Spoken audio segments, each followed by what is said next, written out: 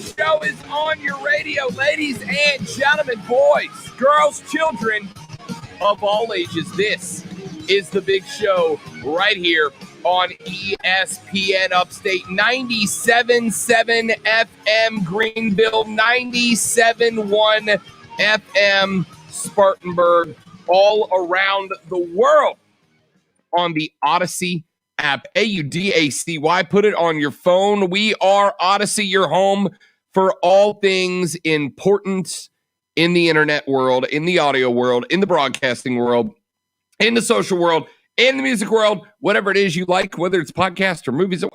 Odyssey is the way to go. AUDACY.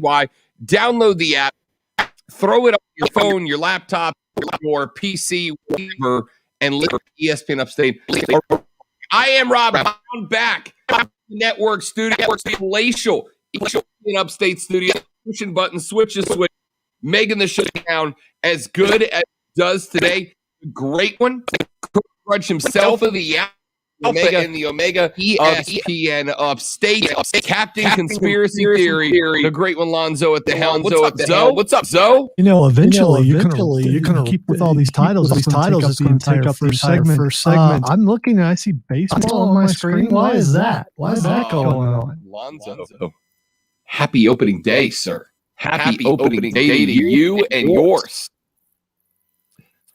No resounding thunders, applause, no hooting and hollering. Sorry, I was stretching to push a button that ergonomics require me to stretch a little bit further because everything's not packed in enough. And you're saying to me that pushing a button and doing your job or celebrating baseball is opening day? Absolutely. It's baseball. I don't care. I know there are people out there who do, and I'm happy for them. I'm happy you're getting your passion back if you are a baseball fan. But to me, it's Thursday. Bravos, Phillies, 3:05. First pitch, opening day. Hashtag let's go. It is baseball's opening day.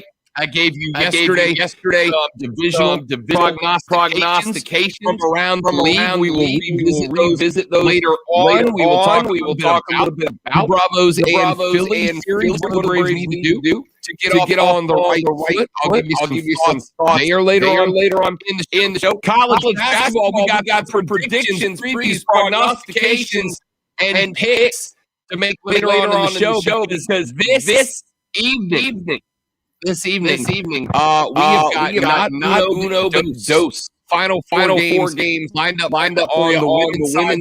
We'll get our men's final four going on tomorrow. Women's championship game will take place on Sunday Eve, and then the men on Monday Eve.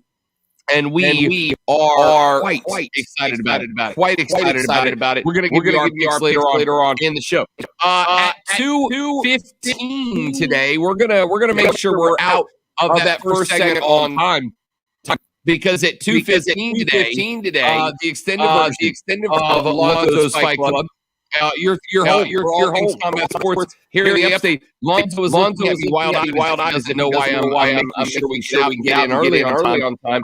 Azo, so that we kind of follow the clock in the third hour. B, because it's WrestleMania week before the week of WrestleMania. It is time for us to start. I think we got 4 days of wrestling next week, just in the WWE alone. I'm going to suggest that maybe we start looking at the card this week so we have plenty of time to finish them both. I'm glad you suggested a couple of hours before, because there may be a possibility that maybe I thought we were doing that next week.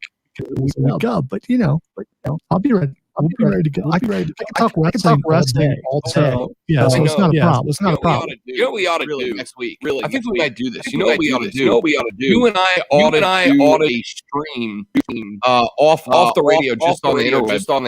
You and I got to do like a whole full WrestleMania stream setting up for the event next week. We can do that on one of the 2 days. The other one, a little busy. On the air. Not only do we have WrestleMania coming up next, but we also have 2 days of NXT Takeover. So it'll be a busy week for wrestling. Love it. Next week's going to be busy. Next week's going to be busy. I'm not trying to dictate how Lonzo runs Fight Club segment. I was just making That's all. All right. With that being said, let's get into it. Let's start the show with that little song and dance we love to do. Let's do lunch. This is a very nutritious lunch. All the food groups are represented. What in the wide, wide world of sports is going on here? Lunch!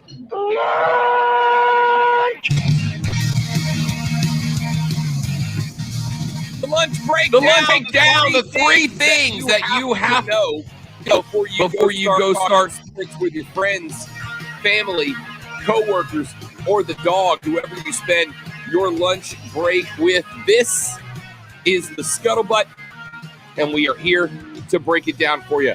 We start with item number one. A Hall of Fame college basketball coach is stepping down. 33 seasons he has been at the helm of the Tar Heels of North Carolina.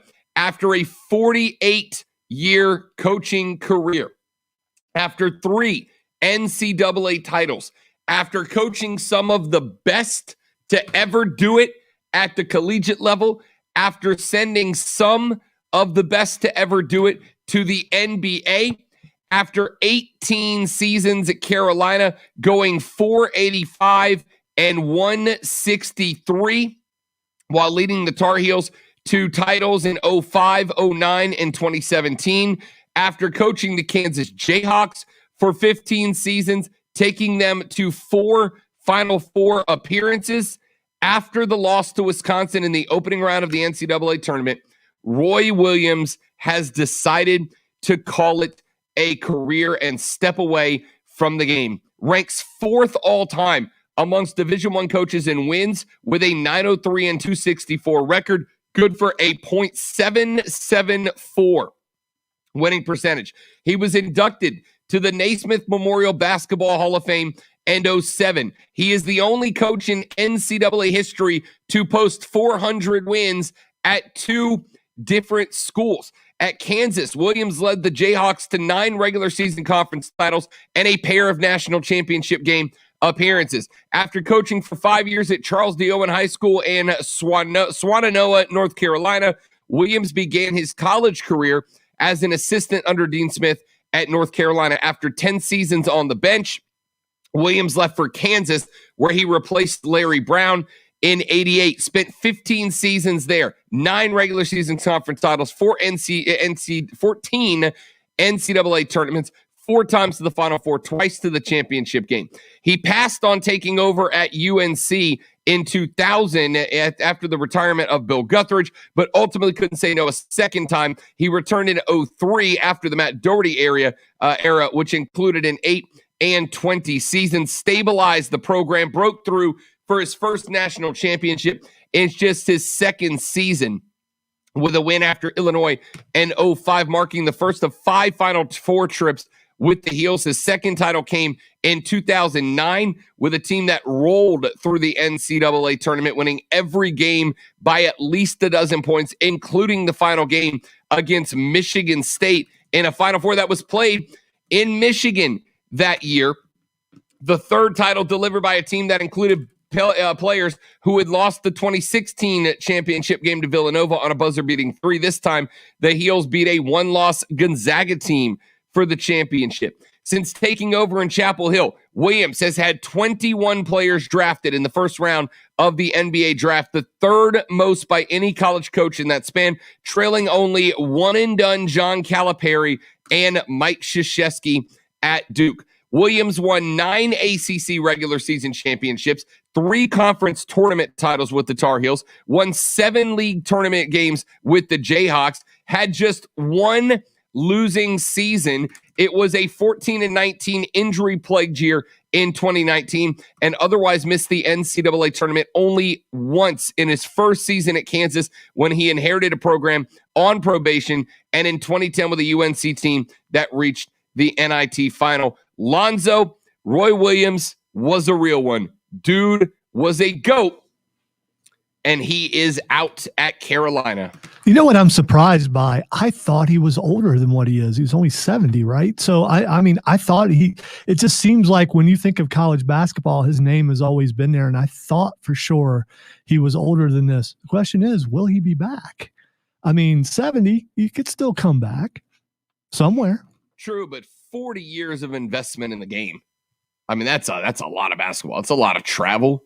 It's a lot of time on the road. It's a lot of time away from La Familia. Consider this, though. If you've been doing it for that long and you get out of it for a year and you realize how much you miss it because the majority of your life, that's all it's been, it just wouldn't shock me if he comes back at some point. We will keep an eye on Roy Williams, but for now, one of the greatest has called it a career. Item numero dos on the lunch breakdown. The NFL's competition committee is looking at potential changes to the rules. They have endorsed 6 potential rule changes for the 2021 season, including a proposal that would expand the scope of information that replay officials could provide to on-field officiating crews during a game. The change would fall well short of calls for adding an 8th official, sometimes known as a sky judge, but would give referees a new resource to help make accurate calls without needing a formal review. The process works this way. Any team can propose a new rule. The league sent out a list on Thursday morning of 13 rule or bylaw change proposals. All require votes from at least 24 owners for approval. It is rare for one to pass without competition committee endorsement. Debate and potential votes are scheduled to take place later this month. Some of the changes to the replay rule. Replay officials already empowered to help referees with a limited suite of information, including such items as the correct time on the game clock, the correct down. This year's proposal adds to that list.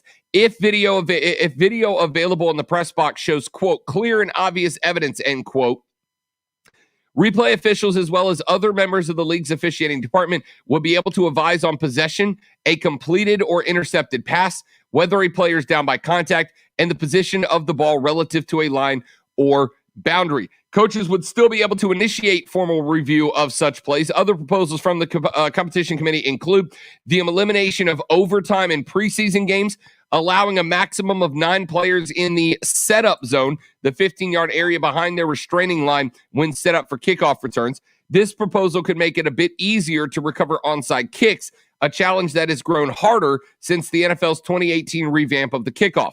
The Eagles proposed a more radical change, giving teams an option for one play to gain 15 yards to keep possession after a score, but similar suggestions have failed to receive enough votes in previous years. A significant restriction on blocking below the waist beyond 5 yards of the line of scrimmage and 2 yards outside of the offensive tackle has been thrown in, prohibiting playoff teams from signing players who had been cut by teams whose seasons were complete, requiring teams to report tryouts and visits to the league office throughout the year. Among the team proposals, which are less likely to get consideration without competition committee endorsements, there was a proposal from the Baltimore Ravens to add an 8th official that would have access to television replay and be positioned somewhere other than the field. A revamp of OT from the Ravens and Eagles that would require the winner of the coin toss to choose one of 2 options, where to spot the ball or which team will get the possession first. We've talked about that one a few weeks ago. Another overtime option from the Ravens and Eagles, or Regals as I've combined them, that would create a true sudden death. I do not know what the plan is for that one. I'll do some research on it during the show. A rule change from the LA Rams to impose a loss of down if, quote, a second forward pass from behind the line and for a pass thrown after the ball returns behind the line. The Rams had a play like that work against them last season when Tom Brady caught his own pass and threw it again. Basically, this rule would prevent a quarterback from catching a tipped or deflected ball and then throwing it again. And there was a request from the Chiefs to relax rules for uniform numbers. We will see where the competition goes. Zoe, any of those jump out at you as great ideas to hit? You know what jumps out at me the most? I think teams just throw stuff in there just so they're not silent. I mean, some of those rules are ridiculous, and there's no way that they're ever going to get passed. I just, except for the Chiefs rules. Now that's a great thing. Yeah, they've never had a bad idea. Yeah, frankly. Yeah. Absolutely, you're right there. So how many of these rules are actually going to? Well, I guess they'll be heard, but enacted? Probably zero. Probably zero, maybe one. I mean, I'm all for the expansion of replay. I think it's crazy that we're not expanding replay already. Now, the one rule that stood out, and maybe it's just because I guess it was because of Tom Brady, but not because we've seen this happen before, a quarterback catching a ball and throwing it downfield. And if correct me if I'm wrong, I don't think you can do that in college. If I recall, I think that happened in college, and it was a penalty for some team last year. So I if they got rid of that, that wouldn't bother me.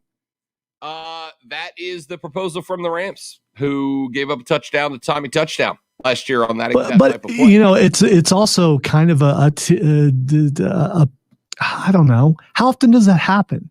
That's what I'm saying. These rules that they're throwing in there are things that affected their team last year that they want fixed, and it's more to point out that, hey, we got screwed. We know you're not going to do anything about it. This is our way of protesting without being fined. I mean, that's really what it comes down to.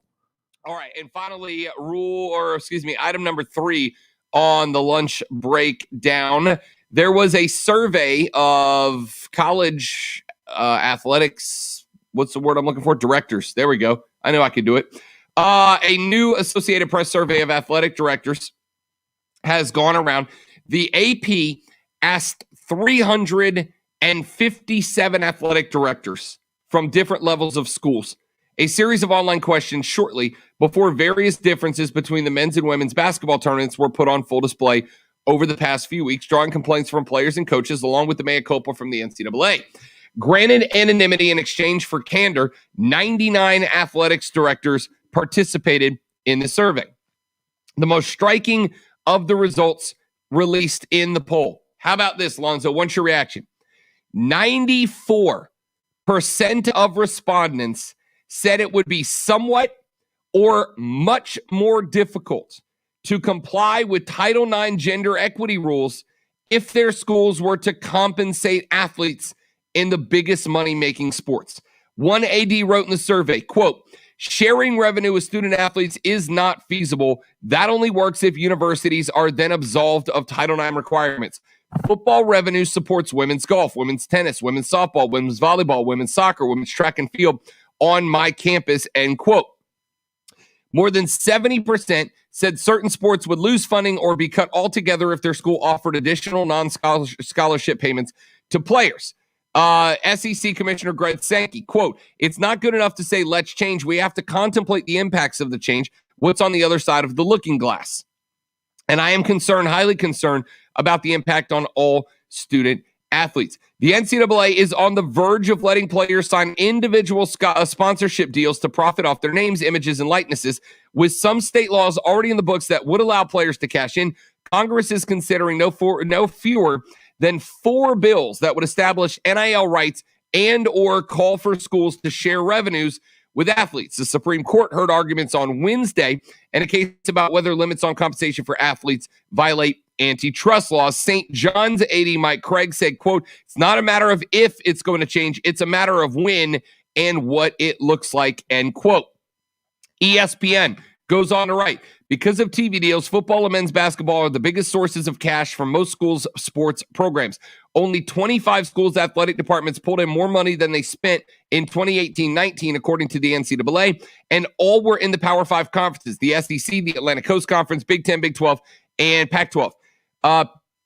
180 wrote as part of the survey, quote, what little revenue 95% of institutions realize through revenue sports goes towards supporting other sports. Paying those 5% of students will devastate the other teams that rely on the revenue to survive, end quote. So long story short here, Zoe, what you're finding out, what you're hearing from these ADs is that because of Title IX, because of the fact that the revenue-making programs are utilized to float so many other programs, and in Title IX case, women's programs that do not make money, that allowing players to cash in on their own name would somehow end up basically ruining the sports that those money-making sports ultimately fund.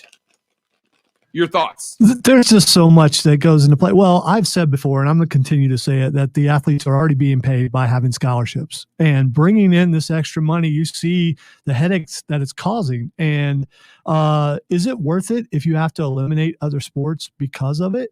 I don't think so. It's not. I'm not saying things should just stay the same way they are. They're getting compensated. They absolutely are. And it's obvious to anybody who has been on a campus that football and basketball is what carries everybody. And if you start doing this, I just don't understand. I don't understand the push. And then there's going to be complaints when women's programs are eliminated. Well, why are you doing this when they're probably not going to have a choice? And this is all about the players getting paid when they're already getting paid. They just want more. And I guess I kind of get wanting more, but it's just if you bring everything down because of this, was it worth it? 844 GSP ESPN. Let's take a break. We're going to break this down more in depth later on in the show because I got to tell you, this is a very difficult topic to deal with. Very difficult topic. So I'm going to break it down a little bit later on in the show. We got to get some Final Four talk. Lonzo's Fight Club at 2:15. All that and more coming up. I'm Rob. He's Zoe. This is the Rob Brown Show on ESPN Upstate. QC Kinetics. The Rob Brown Show. Listen on your computer and tablet at ESPNUpstate.com. Joint pain is real. Muscle pain is real. Growing pains, man, they are real. Should I call them at my age anyway? Aging pains. That's what they are. And that is exactly why QC Kinetics has opened up right here in the Upstate, because here is the painful reality. The painful reality is that as you age, these types of things happen. They happen to the best of us. And many of us are told, hey, surgery is your only option. It's your only option. You're going to have to get sliced and diced. QC Kinetics says, no, it is not. They offer non-surgical regenerative therapies right here in the Upstate. The same therapies that for years you have heard top-tier, high-level athletes traveling around the globe to get. You don't have to jump in the back of a private jet to fly across the pond. You can receive that treatment right here in the Upstate. Go to their website at qckinetics.com to learn more. That's QCKINETIX.com to learn more, or give them a call at 864-448-3772. 864-448-3772. Let them know the Rob Brown Show sent you. Get set up for that free consultation with our friends at QC Kinetics right here in the Upstate. Automotive. All right, welcome to the stream, ladies and gentlemen. Let's see. Brian says 2 MLB games canceled already today. Yeah, I saw the Mets and the Nationals game has been postponed. I guess the Mets had a positive case, and now there are 4 players that are in quarantine for the New York Mets. So that's interesting. Roy Wilson left. Roy Williams left. And, no, that's the wrong button. Let me go back to that. My wife is going to cry over this. I might need to send her flowers, send her some baby blue pansies, no doubt. Brian says, got to slide in some tomahawk chop opening day. Should it be a national holiday? I mean, it wouldn't hurt my feelings if it was, Brian. I wouldn't have believed Roy was retiring if it wasn't confirmed by Marty. Yeah, Marty Smith is the best, man. Marty Smith is the best. I have become such a big fan of him and McGee both. Marty McGee are both great. Steven, I need you to look at me right now. Look into my eyes, Steven. If this is a genuine spoiler alert, Steven, I got to tell you, you're on the threatened ban list. You understand, Steven? You understand? Between the Barney jokes and the Tinky Winky jokes, if this is a genuine spoiler for that movie, which I'm going to see this weekend, if this is a spoiler, Steven, my finger's hovering lightly over the ban button. You feel me, dog? I can neither confirm nor deny that what he's saying is true. But if it were true, it would be pretty awesome, wouldn't it? Yeah. You guys are the worst. Although I did get a still frame of a shot over a dark beach with mountains and luscious jungle behind it, Lonzo, which they captioned as Pensacola, Florida. Now, I know you haven't been to Pensacola. Now, see, I saw you post that, and I'm like, okay, so he watched it, so we're going to be able to talk about it, even though he said he's going to watch it some other time, because I saw that too, and I immediately thought of you. and thought, well, I wonder if Rob can tell us if this is accurate or not. And then later on, you posted that. So I can tell you, Lonzo, as somebody who grew up literally in Pensacola, Florida, that is so far from what Pensacola even kind of looks like. All right, just so far. So for those of you that have yet to see what I'm talking about, and I think I can do this without it being a spoiler alert of any type. Thank you, Steven. Thank you. That's a good April Fool's joke, Steven. I respect that. Trust no one, trust nothing. I get it. So that is what they labeled 20 seconds. Monarch Relief Camp in Pensacola, Florida. All right. First off, there's no rocks on the beach. Second off, the sand is sugar white in Pensacola. Third, this is a huge city. No. Information. No. Call 844-GSP-ESPN. No. Text keyword ESPN and your message to 71307. Get in the game on the Rob Brown Show. Only on ESPN Upstate. Trust no one. Trust nothing. All right? Ordinarily, I am absolutely an April Fool's pranker. All right? But I'm going to tell you, today, one of your Gamecocks friends is going to drop. Did you hear that Dabo Swinney said he's leaving for the NFL? He said if Urban Meyer can do it, he believes he can do it too. Don't fall for it. Later on today, somebody's going to say, Dawn Staley said she's heading to the WNBA. Did you hear that? Don't fall for it. All right? Don't fall for it. I'm not going to tell you what it was, but I'm going to tell you Steven got me in the chat on the live stream at facebook.com/ESPN Upstate. Steven got me. I applaud it. He absolutely got me. Zoe pitched in on it as well, but in a very ambiguous way, which I respected. Trust no one, trust nothing. I'm a fun April Fool's guy. I am. I really do like a good prank. I'm just saying, keep in mind what day today is. All right? That's all. That's all. Just keep in mind what today is before you start, because there are going to be other show hosts elsewhere. I'm not saying where. And I am, for the record, 100% not saying that Show for Men has anything planned. I don't talk to them about their show prep. I don't know. I'm just saying, careful about who and what. First off, Zoe, you should already research every bit of information given to you before you select to believe it. That's just True. the way you should operate. Very true. Several sources. That's the way you got to go. Yeah. You should already operate that way. But today of all days is the day that you absolutely do not operate that way. Before I left this morning, because my wife's still working at home, days get, they get, as you would know from working at home, days get confused. You forget what day it is. And I just reminded her, I said, don't believe anything you see on social media today. It's April Fool's Day. Correct. Yes. Yes, indeed. Which is why we may not have a Twitter trending topics, because I'm looking at it and I don't know what to believe. True so story. There's that. I don't know. It kind of makes it more fun, though, right? Kind of makes it more fun. Well, it also means I can make some stuff up. That's also true. Jason is on the line to talk about the story we ended the lunch breakdown with. Jason, welcome in. Great to have you on the show, bud. Appreciate you taking a minute. All right, thank you. My question is how much are scholarships worth, like monetary value? Ain't it like $40,000 a semester or something like that? I mean, it obviously varies from school to school. A scholarship to a Harvard is going to be much more valuable than a scholarship to, I don't know. I'm trying to think. Mississippi State, I guess. Well, the reason I bring that up is, why don't they just give them the monetary value of the scholarship? Don't force them to go to class. Don't force them to live on campus. Be like, here's the monetary value of your scholarship. Go have fun. Couldn't they do that? I mean, at that point, though, you have professional football players, right?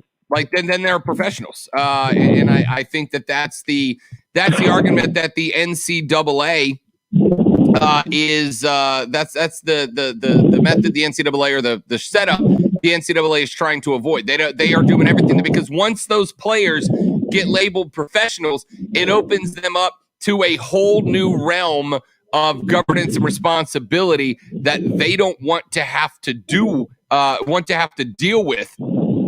And that's a spot the NCAA is trying to avoid. In giving them scholarship and not paying them, it allows the NCAA to continue to refer to them as student athletes and put the student out front and protect them from a whole ton of workplace issues that they don't have to deal with if those players are called professionals. Yeah. Well, I think Enterprise and Billionaire is going to come along, because I think Vince McMahon was talking about doing it with the XFL before COVID hit, of paying 18 to 21-year-olds to come play in their quote-unquote professional league, kind of be like almost like a minor league situation with the NFL. And then what's college going to do then?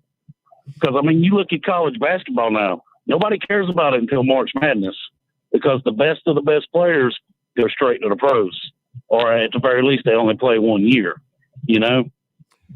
Yeah, and Jason, appreciate the phone call. We're up on the clock. Thanks for checking in, man. Great to have you. I think one thing that in a case like that, we think when you talk about the one and dones, the Anthony Davises of the world, the Zion Williamsons of the world, those guys know going into college that they're getting drafted, right? It's not as big for them, not as big to them. For the regular Joe Blow player, it's not the same. So, according to a report from Bleacher Report that came out a couple of years ago, they put out the annual tuition that you would pay in-state or out-of-state from a few different universities with different backgrounds: public, private, big, small, etc. They pointed out that non-resident student tuition at Texas starts at about $11,000 per year. About $11,000 a year. A scholarship at USC ultimately works out to about $42,162 per year. An out-of-state undergrad tuition scholarship at Michigan, and these numbers for a couple of years ago, so these have all dramatically gone up because nothing is outpacing the inflation in this country faster than college tuition. Michigan, $37,782 for 4-year out-of-state undergrad tuition. The average for non-resident undergrad tuition, if you average out most of the top 5 schools, taking out the big private ones, averages out to around $30,000 a year. Now, that obviously does not include the room and board, the food, all the athletic training that these guys get, all the extra mentoring and coaching and tutoring, yada, yada, yada. But those are the numbers to put into your thought process while you think it out. Let's take a break. We'll circle back around to this topic a little later on in the show. I'm Rob. He's Zoe. The Rob Brown Show's on your radio with ESPN Upstate. You ready? Lonzo, the text has now called me Alvin from Alvin and the Chipmunks today because of the red shirt and emblazoned letter A. What have I done to the people? I didn't see that before, but yeah, I mean, I can see where they're getting there, but I'm not agreeing or disagreeing with them. Why hath they forsaken me, Lonzo? I don't understand what I did. What did I do wrong? I just tried to be a good sports talk host. Here's the thing, you come in wearing a tux or a suit, they're just going to say you're a mortician or an usher at a funeral home. So there's probably no winning. No, there's no win. All right, I'm gonna grab some water. I will be right back. Zoe is in charge. Have fun. I may be in charge, but I'm doing other work on that computer over there. So get ready to see a side view of the large noggin. Sorry.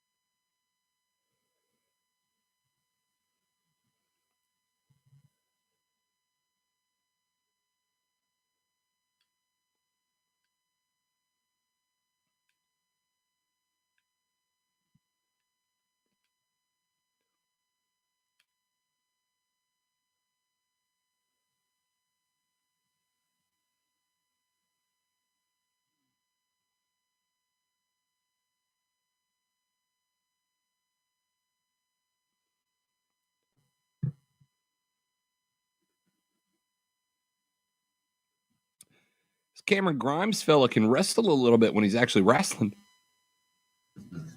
It's actually a pretty good match. It was.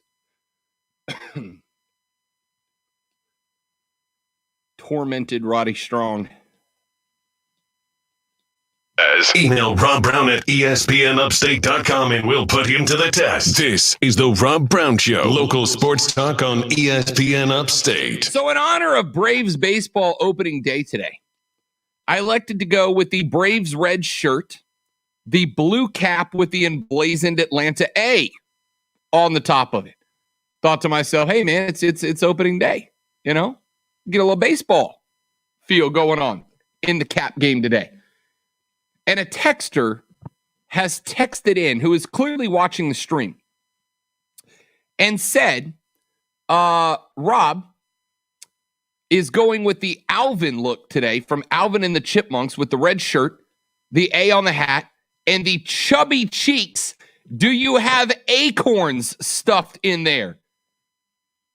What did I ever do to any of y'all? What did I do to any of y'all, man? First off, I've lost like 10 pounds in the last week, all right? Face gain strong. Second off, look at this pronounced chin and jawline. It's not a jawline, but that's because I look like I have acorn stuck. What the point is, Lonzo, and again, as eloquently as I can ask this question, what the hell, man? What the hell? What did I do to the texters? They have been brutal over the past 2 weeks. As public figures, and when you decide to go online and be online with your video, with your picture, with whatever, every Monday through Friday, you open yourself up to scrutiny and critique, which is what you have done. And obviously, you have thick skin and you can handle it. I really have a choice. I've done this 14 years. All right. If you think Alvin from Alvin and the Chipmunks is the most hurtful thing I've been called on the air, yeah, I don't know what to tell you, man. By the way, this is not an open challenge from Rob to come harsher. Yeah, I just want to point that out. You got to remember who you're talking to. Yeah, that is correct. Yeah, that is also correct. This is not, the goal is not to call me worse. I gave y'all your shot on Roast Rob Monday. Some of you took it. Some of you didn't. Roast Rob Monday is over. It is what it is. All right, 844 GSP ESPN. Keegan says, obviously you have thick skin. Subtle jab, Zoe. Subtle jab. One thing I've learned about Lonzo, when Lonzo jabs, they are not subtle. All right? Lonzo jabs like a Mike Tyson right. You know when he's throwing one at you. You know when it's coming. So this Title IX story.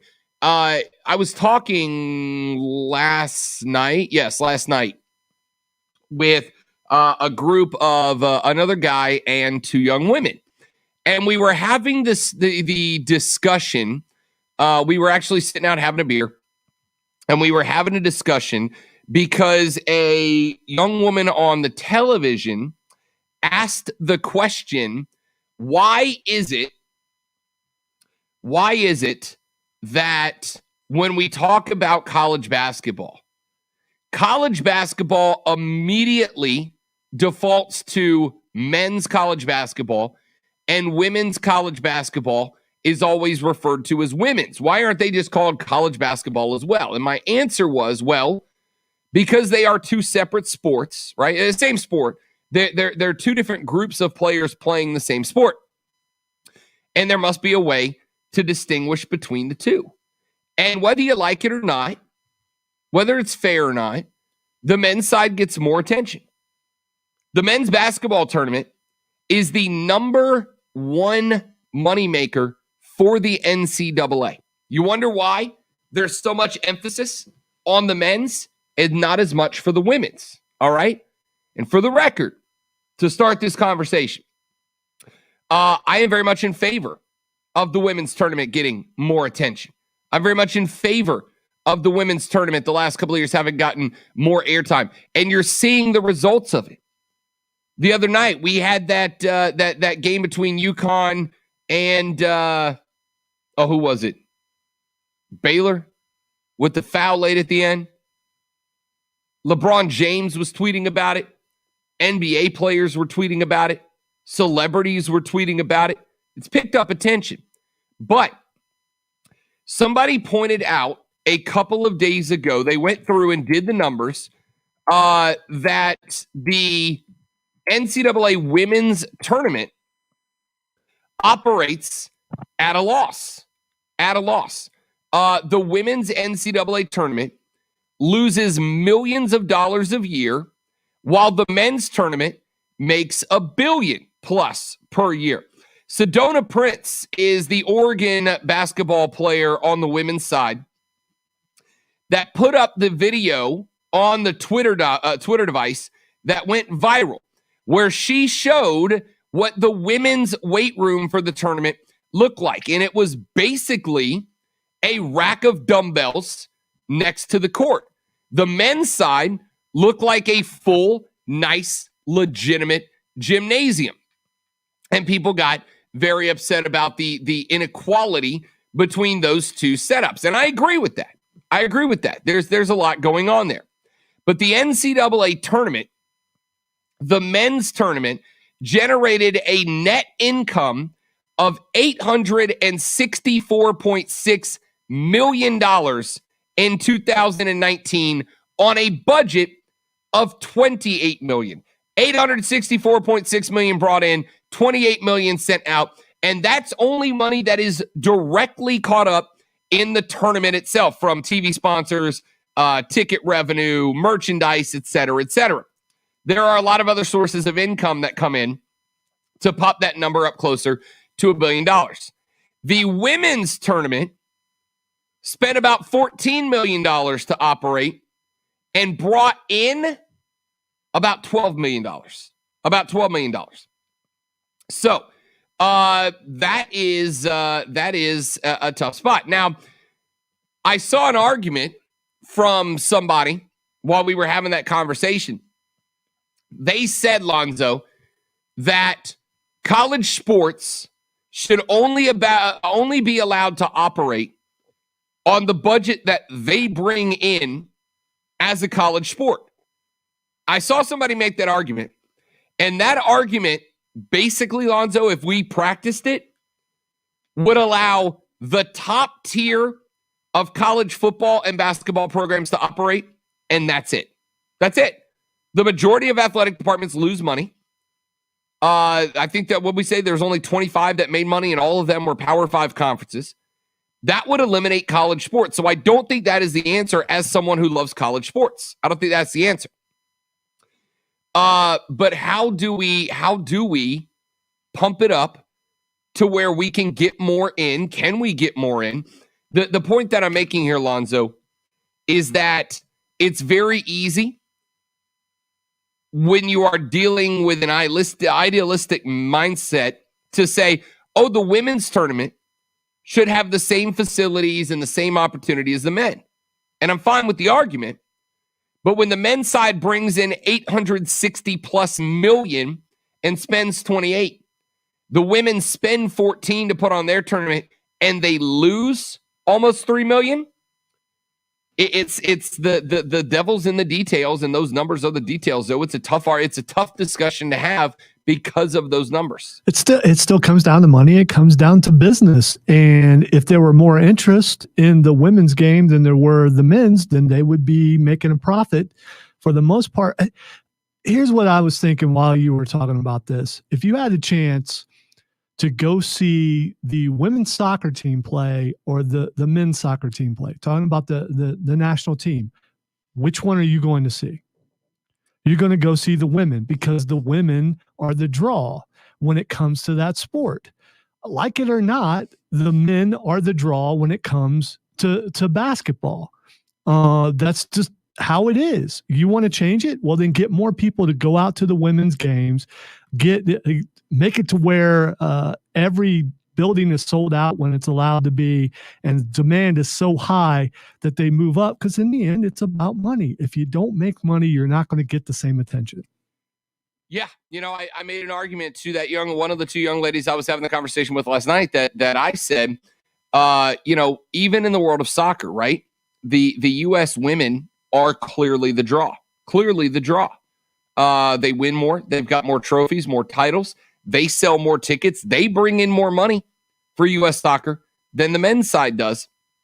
And when we talk U.S. soccer, when I say U.S. soccer, my brain immediately goes to the women's side, but that's because that's where the success is. I was going to say, so does mine, and I'm not a soccer fan, but if you say, national team, I think women right away. Yeah, that's the default because that's where the success lies, right? 100% accurate. Now, there is an argument to be made about, well, women's sports would do better if they were promoted more. And there actually is a case study in Australia that I'm going to bring up to you coming up in a few minutes that puts on the table a pretty compelling argument that if you treat the women's tournament, I'm not saying you got to spend $800 or $28 million on the tournament like you do with the men's. I'm not saying you should. But I am saying that there is a case study in Australia that makes a pretty compelling argument that if you treat the women's side the same as the men's side, the interest will skyrocket. I'll tell you about that case study when we come back in a minute. I'm Rob. He's Lonzo. The Rob Brown Show's on your radio. It's ESPN Upstate. The Rob Brown.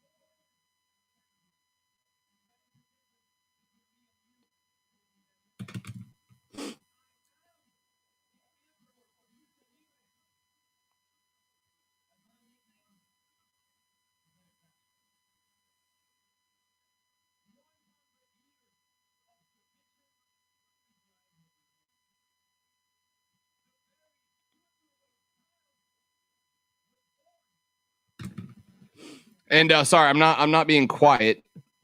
We got this comment from Brian that says the USMNT still draws more money than the women's numbers, and I'm actually researching that right now. I'm reading up on that. I've read those numbers a lot, but I want to see if I can find some updated ones over the past couple of years. The Washington Post says there was a long-standing gap between revenue generated by the men and women, but that has disappeared in recent years. The women's team contributed close or more than half of the federation's revenues from games since fiscal 2016. Overall, from 2016 to 2018, the women's games generated about $900,000 more revenue than the men's games. In the year following the 2015 World Cup win, women's games generated $1.9 million more than the men's games. And in recent years, the men's revenue tally also includes the fees that opposing teams pay in order to play the United States. The USSF, the United States Soccer Federation, points out that if this calculation is extended to fiscal 2015, in order to include a men's World Cup cycle, the men's team brought in $10.8 million more for the federation. For the current World Cup cycle, the women's team is likely to have higher revenue since they won the championship while the men failed to qualify.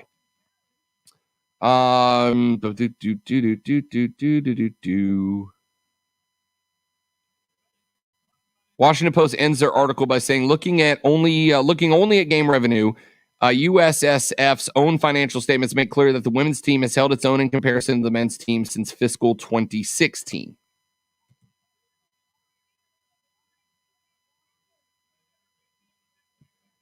Fiscal 2016 and 17, the women's team generated more cash than expenses, bringing in net revenue. Here, here's what I'll do. I'll even share what I'm seeing here, so you guys know that I'm attributing it accurately. So there's the article I'm reading right here on the Washington Post.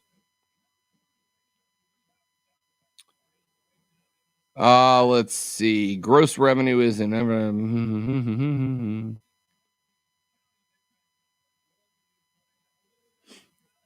2016 and 17. The women's team generated more cash than expenses, bringing in net revenue of $8 million and $1 million.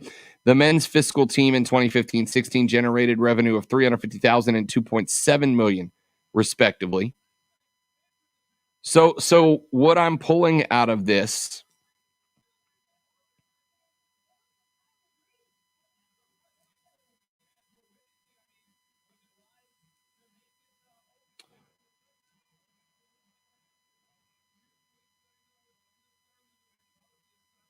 Sorry, I'm trying to make sure I get this down thoroughly.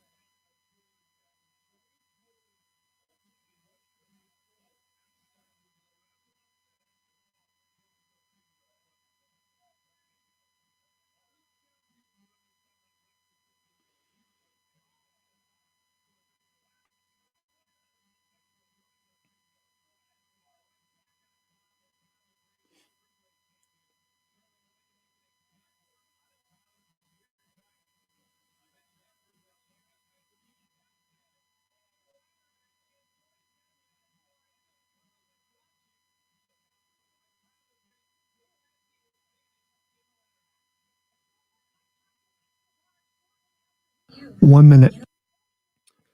When it comes to revenue from games, the women's national soccer team has held it on against the men since the 2015 World Cup win, but games account for only 1/4 of USSF revenue. Sponsorships make up half and are hard to determine. The women's team contributed to without data. Are the women paid less? Sometimes when the female players have appeared to make about the same or more money, they've had to turn in consistently outstanding performances on the world stage. Even with those feats, earning the same amount as the men's soccer players was near impossible under the previous collective bargaining agreement. The new agreement has provisions that may reduce the difference in bonuses for friendly games and tournaments, but there is, without question, for whatever reason, still a massive gap between 30 seconds. World Cup bonuses. So this is a tough conversation because there's a billion moving parts.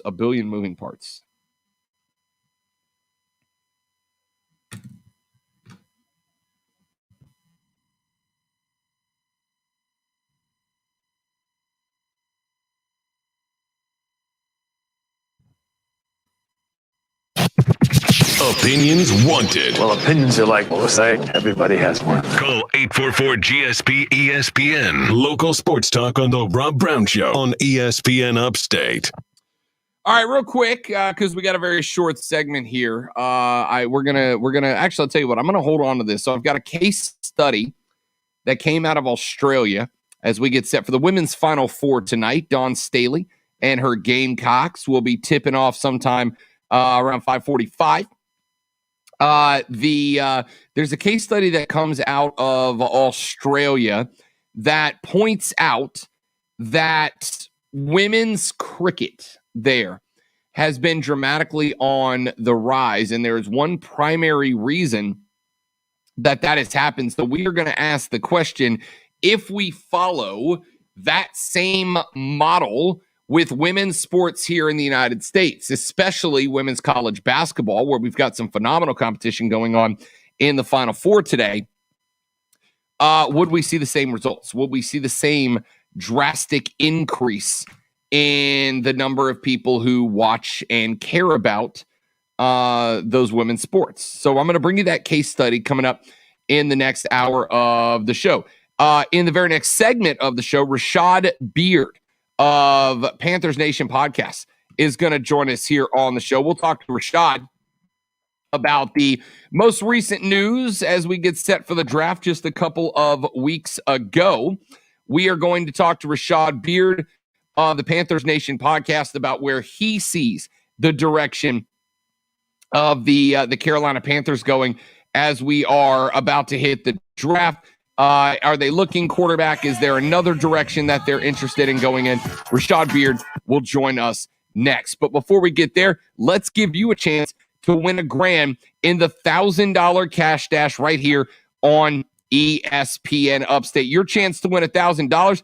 Text the keyword BAND, B-A-N-D, BAND to 72881. Like, hey, I saw Rob Brown plays in a band. That's kind of sexy. Text it to 72881, BAND, B-A-N-D, for your chance to win $1,000 in the $1,000 cash dash powered by BetQL. Let BetQL's proven data and analytics help you become a better. Download the BetQL app today. Text and data rates may apply in this national contest. Again, this hour's keyword is BAND, B-A-N-D. Text that to 72881. Quick break. Rashad Beard of Panthers Nation podcast joins us next on The Rob Brown Show. This is ESPN Upstate. ESPN Upstate. WYRD Group, WORD Spartanburg. W24. Did you get that number, Zoe?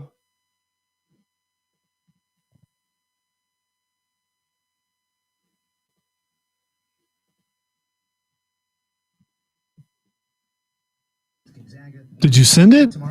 Or you're sending it now? I thought I sent it to you on Facebook. Oh, no, I actually typed it but didn't send it. There you go. All right, there it is. I got it.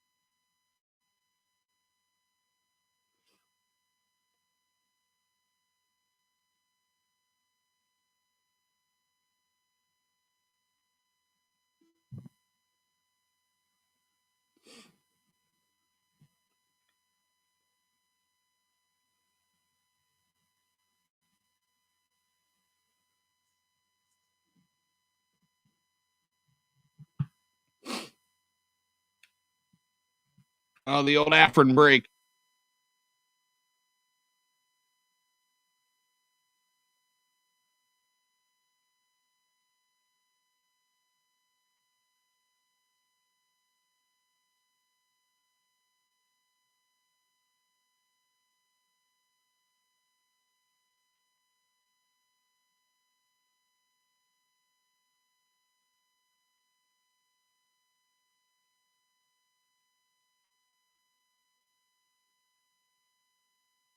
Rashad standing by.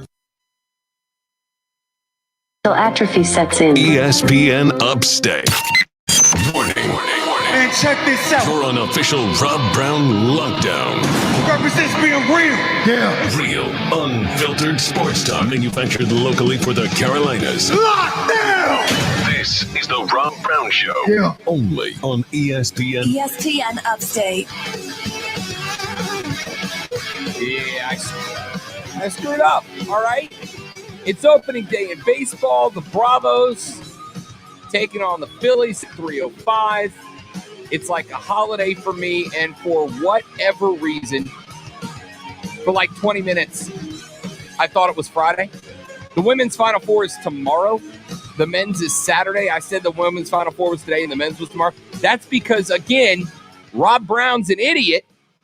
And for about a solid 20 minutes there, I thought today was Friday. No. Listen, every mistake that's made today, April Fools. Gotcha. April Fools. Haha, LOL. Gotcha. You guys thought it was Friday. It's actually Thursday. Joke's on you. Totally tricked y'all. I knew it's Thursday the whole time. I knew the men's Final Four was Saturday and the women's was tomorrow, not today and tomorrow, because I am a smart guy. And I totally tricked you. To the phone lines we go. We welcome in one half of the host of an outstanding Panthers podcast called the Panthers Nation Podcast. My man, Rashad Beard, joins us here on the Rob Brown Show and ESPN Upstate. Rashad, what's up, big fella? How we doing, man? What's up, man? This is no April Fool's joke. I am here. Yes, I am here. What's up, man? I love it. Just living the dream, my man. Just living the dream. Let's start with, before we get there, best or worst April Fool's prank that you have ever pulled or has ever been pulled on you. Man, hey, listen, I'm not a big April Fool's guy, man, so I don't have a best or worst April Fool's. I tend to guard it close. I know what's up out here, man, so I don't fall for anything. So I'm pretty good. I don't have a best or worst, to be honest with you. I don't play the games, and I don't get played, so it's all good. I'm good on April Fool's Day. I love it. He says I'm too real for it. I'm too real for it. All right. From now on, I'm saying I don't play the game and I don't get played. I'm saying that forever now. Rashad Beard joining us here on the Rob Brown Show and ESPN Upstate. Rashad, let's jump right into it, man. Last weekend, we had your partner David Rhodes joins us on Friday to talk about those crazy, crazy trades that went down. The Miami Dolphins trade their 3 down to the 49ers. They get sent back to number 12, but then not but an hour later, they end up switching back with Philly back into the top 6. A lot of folks ask, is that because they're looking for a quarterback but aren't really concerned about which one? A lot of folks ask if that guarantees the 49ers are taking a quarterback. I say yes. So my mock, as it stands right now, with those trades put into the order, Rashad, I've got 4 quarterbacks coming off the board before the Carolina Panthers end up with the number 8 spot, which leads me to believe if the Panthers wanted a quarterback, their only option might be Mac Jones, because now we're finding out that the Patriots might be interested in trading up to Atlanta's spot to end up with Trey Lance out of South Dakota State. The argument I made, Rashad, was I actually like that for the Panthers, because if 5 quarterbacks come off the board before Carolina ends up making their pick, it basically takes their 8 pick and turns it into the equivalent of having the number 3 pick overall with so many skill and position players on the board still. When you saw all these trades go down, when you hear the rumors about the Patriots wanting into the top 5, where do you think that sits for Carolina?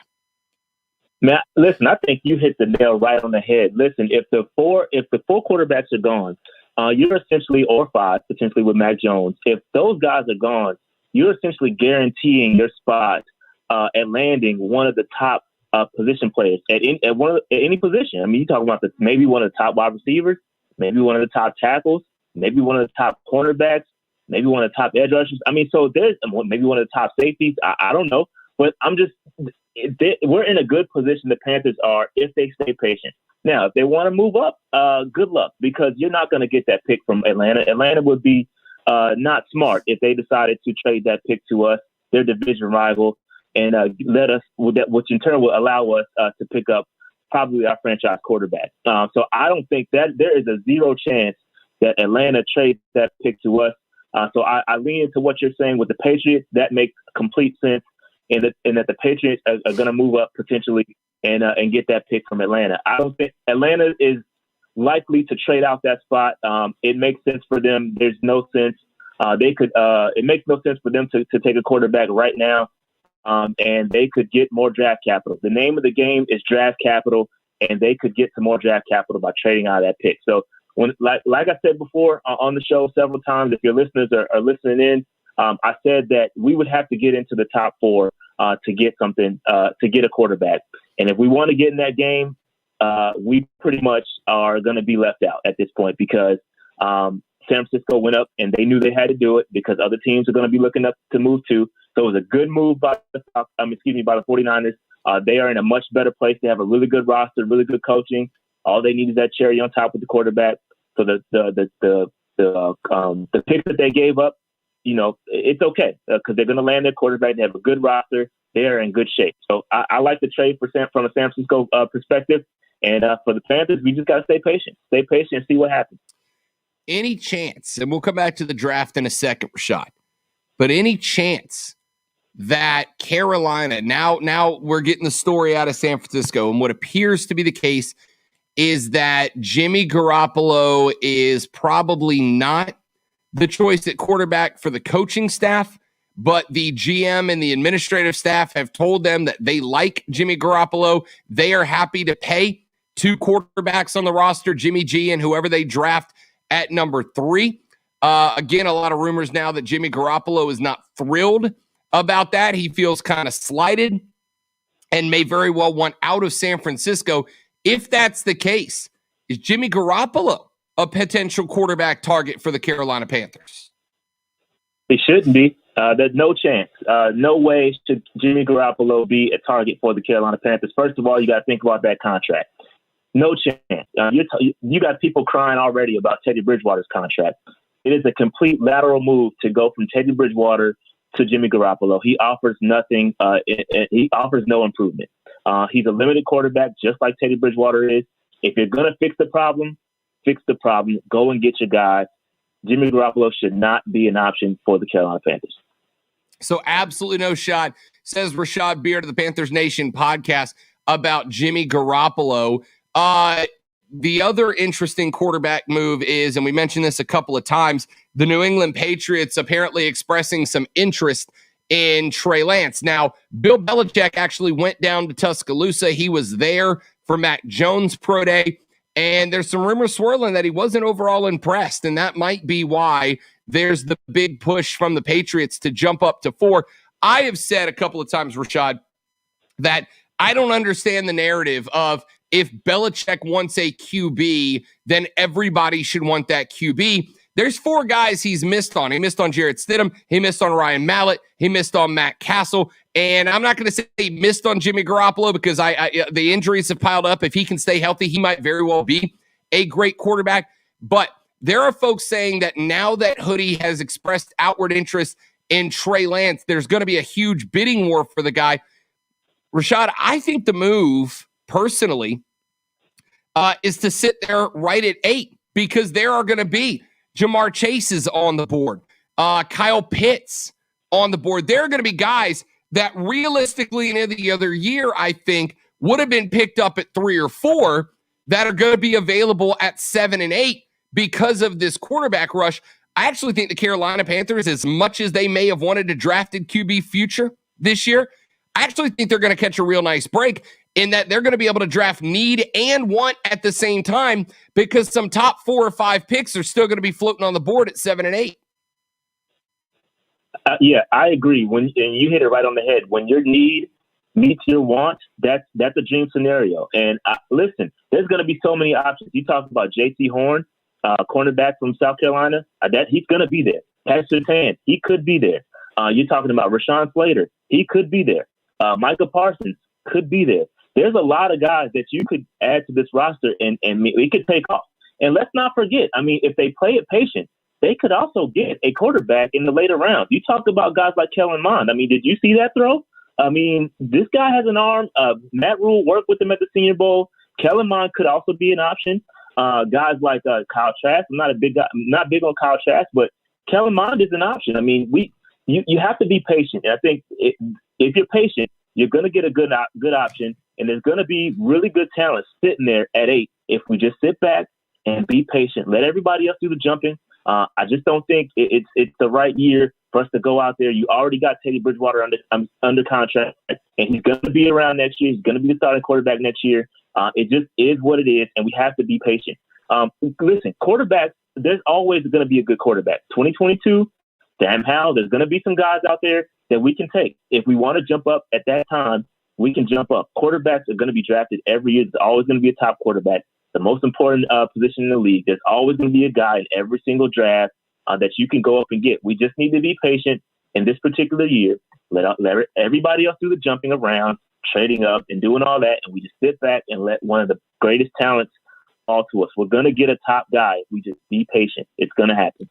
Rashad Beard joining us here on the Rob Brown Show and ESPN Upstate as we look ahead to the NFL Draft just a handful of weeks away and talk about the plans for the Carolina Panthers. So we have mentioned some sexy names that might be available at 8. Kyle Pitts, Jamar Chase, J.C. Horn, Patrick Surtain, and others there.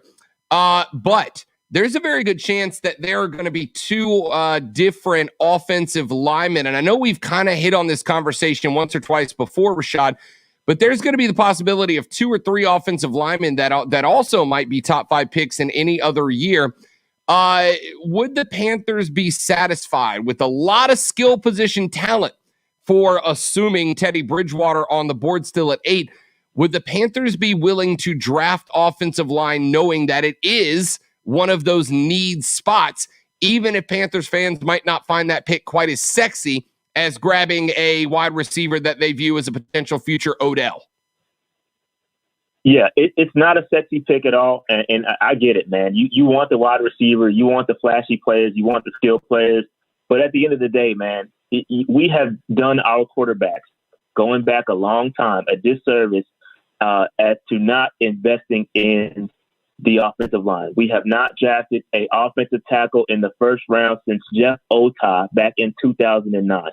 Unacceptable. It's unacceptable, and it's time. I think Rashawn Slater is going to be there. I think he is a really good talent. May not be the biggest guy, but he is a monster, okay? We saw his pro day.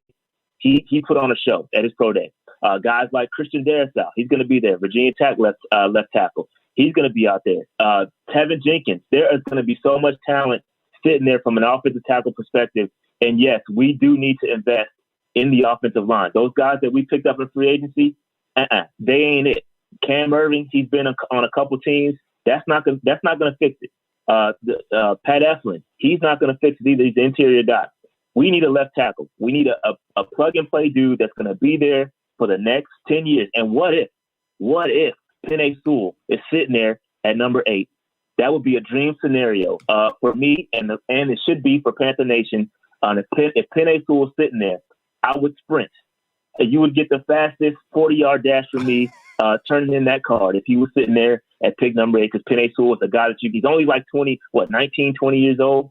So you can put him in there and he can plug and play left tackle for the next 12 years, and it would be fantastic. So, yes, we need to invest in the offensive line 100%. All right, one more guy I want your thoughts on, and Rashad is doing some incredible work at Panthers Nation Podcast. You can follow them on Twitter at Panther Nation PC, but go to their YouTube channel. Incredible content, churning it out every week. You've been following Pro Days. You've been getting into some of the X's and O's of this draft.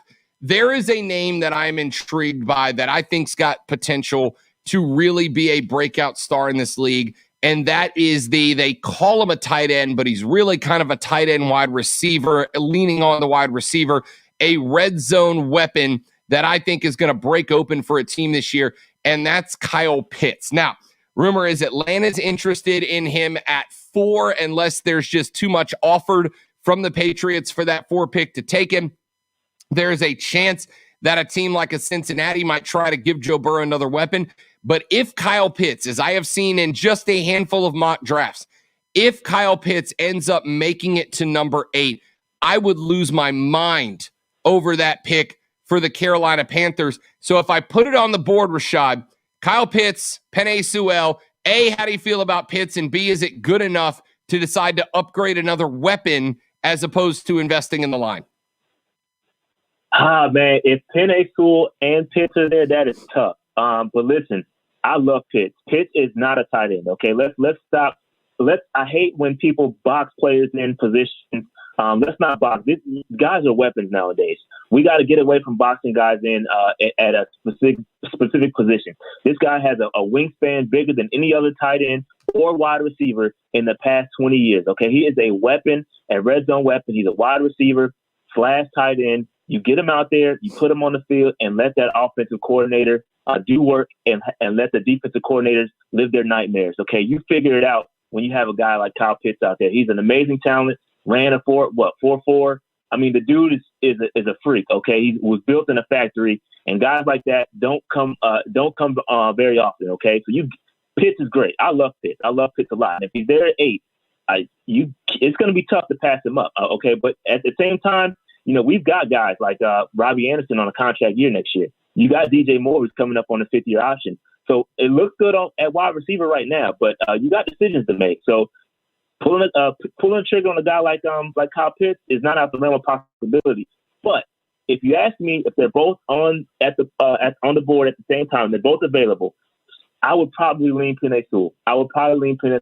Just to fix that offensive line. But I would be mad about it for sure because Pitts is amazing.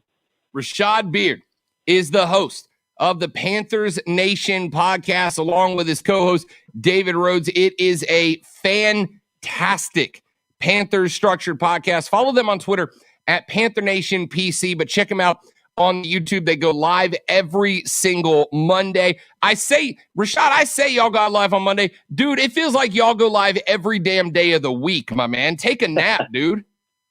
Yeah, man, I'm getting it in, bro. And listen, we are so close to 10. You know, I came up here the first time.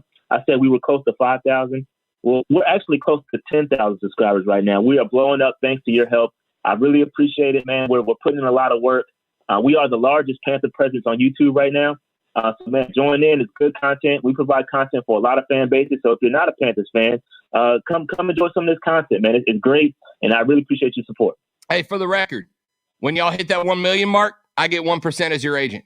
I'm just saying. Hey, all good, man. Put it on paper. It's yours. My man, Rashad Beard, host of the Panther Nation podcast. Follow them on Twitter and YouTube. Rashad, great to talk to you, big dog, man. I could talk to you for hours. We'll get you back on next week. Do it all over again, dude. All right, bro. You got it. Rashad Beard, host of the Panther Nation podcast, one of my favorite Panthers dudes to talk to. Quick break. We're back after this on the Rob Brown Show. Rob Lonzo and you. This is ESPN Upstate.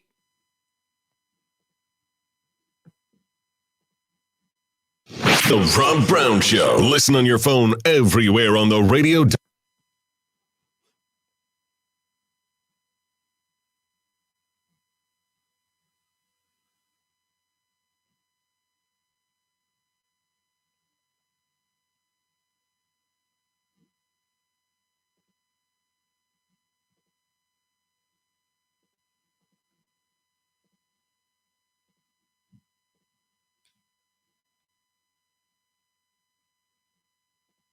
That's a fact, Keegan.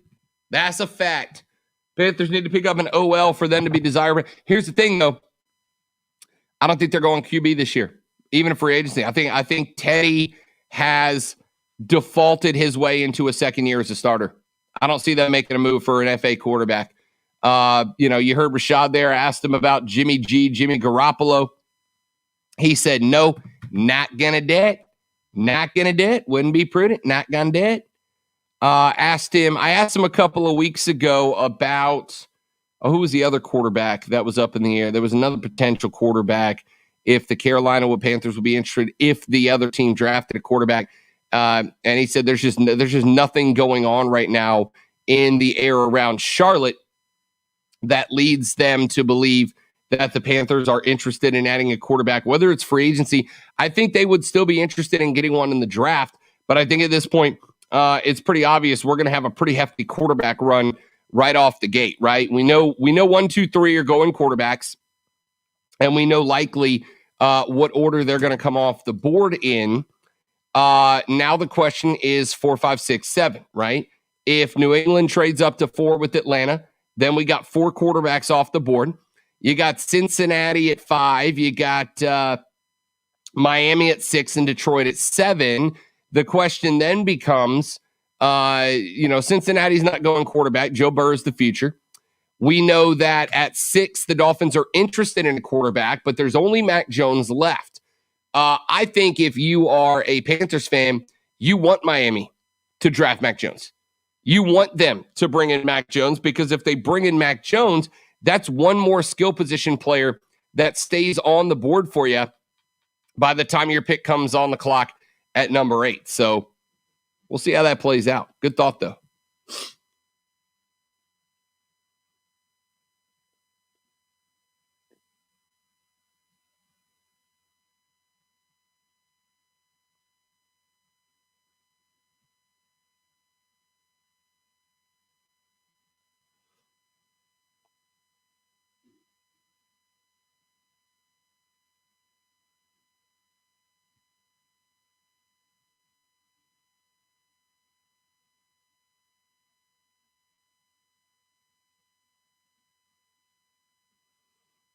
One minute.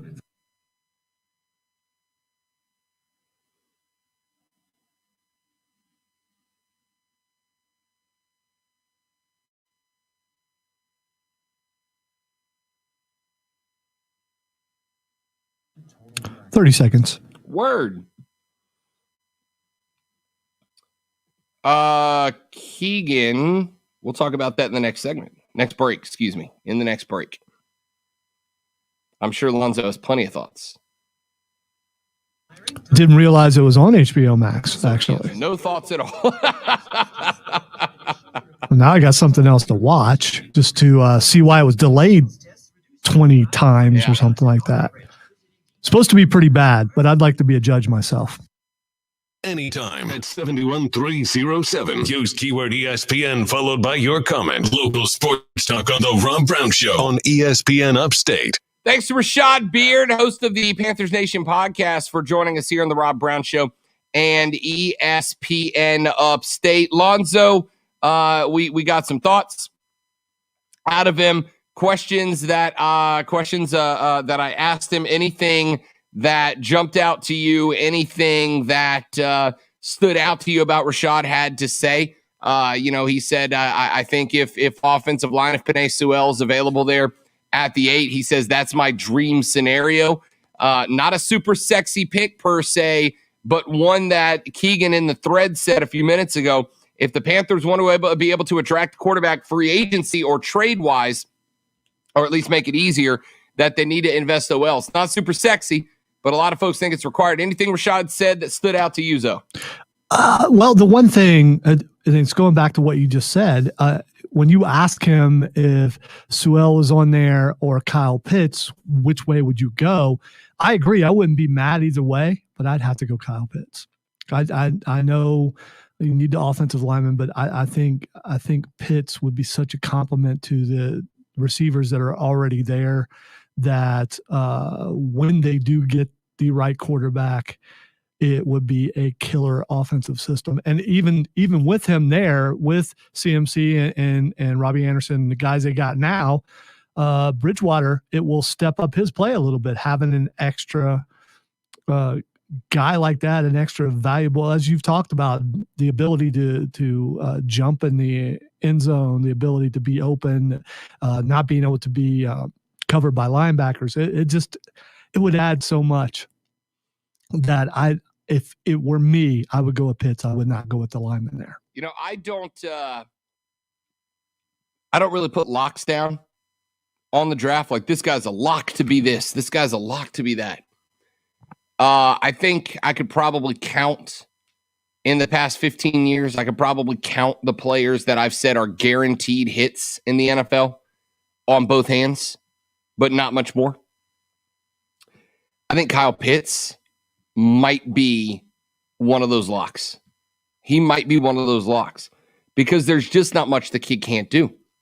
And for a tight end wide receiver, and you heard Rashad, and I thought Rashad had a good point. He said, I don't think we need to be boxing guys in when they're hybrid players, right? When they're a guy that can run a guard, tackle, center, you don't want to call them an offensive tackle. They're an offensive lineman. Don't box them in because you start to limit yourself there. Kyle Pitts is not a tight end, but he's not a wide receiver either. He's a hybrid in the middle. And I'm ordinarily not a big fan of tweeners, right? The tweener player. He's between this and he's between that because it takes away from them getting great at one thing and the other. But I think Kyle Pitts could be great at both aspects of this. I think Kyle Pitts could be great as a red zone tight end and specialist. I think Kyle Pitts could be great as a blaze wide receiver. I mean, again, a 4-4-4.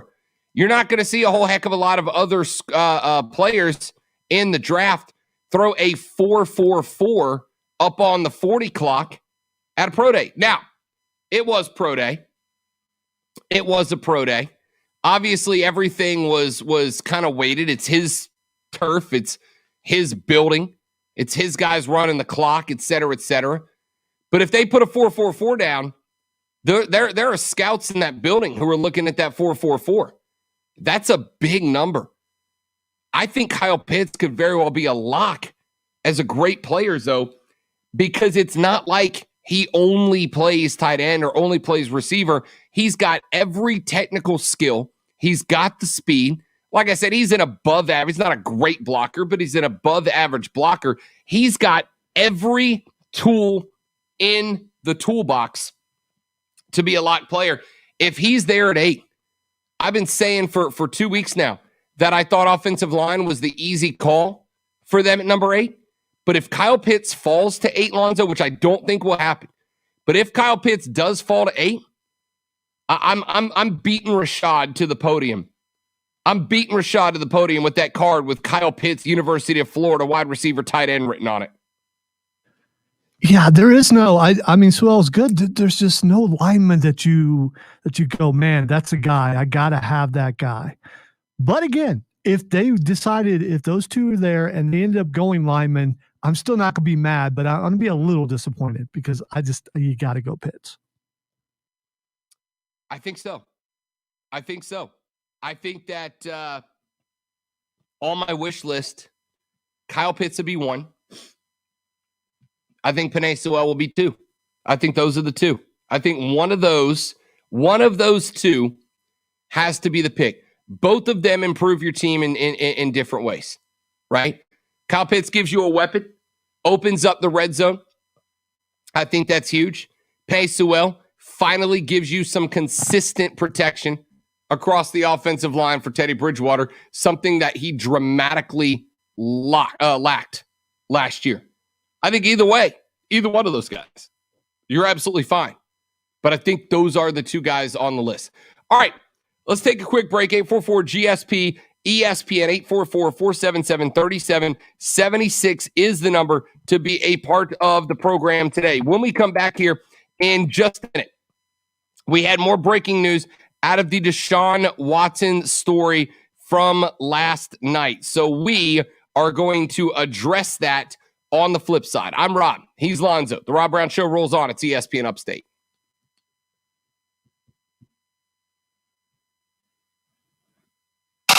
Your chance to bank.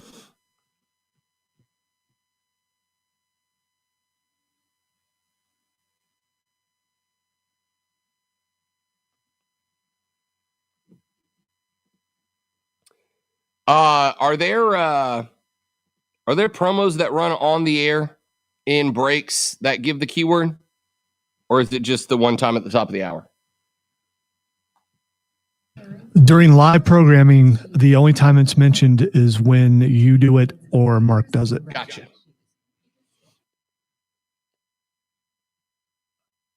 Now I'm curious as to why you ask, but because I heard as we were going into the break there, I heard the little cash ringer and the $1,000 cash dash. Yeah, that's just a tease. Gotcha. Okay, that's what I was asking. I guess I should ask that better.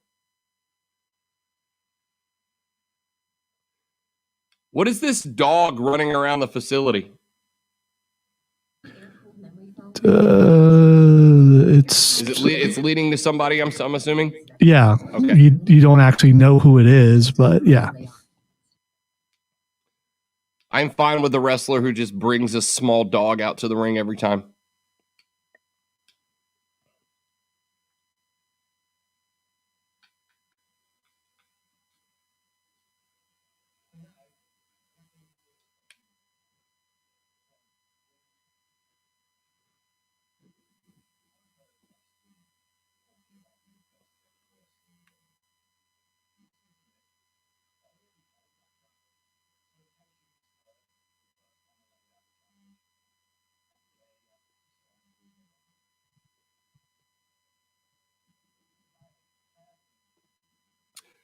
Well, I guess we can announce it now, by the way, Keegan. Zoe. Our buddy Keegan got engaged a few weeks back. I saw that on social media. Oh, man. Congrats. Yeah, Keegan outkicked his coverage, by the way. You heard that expression before? Yeah, it's annoying. You know what? It's just annoying. So what you're saying to your friend is, hey man, you're ugly. Way to go. That's exactly what you're saying. I'm saying your girlfriend is just hotter than you deserve. There's a difference. Well, you paint it however you want. That's what I hear. By the way, you're ugly. How'd you do that? That's really what it comes down. I didn't do anything. My mom and dad did this to me. There's nothing I could do about it. No, I have had the pleasure of meeting Keegan's fiance. She is a fabulous young lady, very impressive young lady. 30 seconds. A stellar person, and so is Keegan.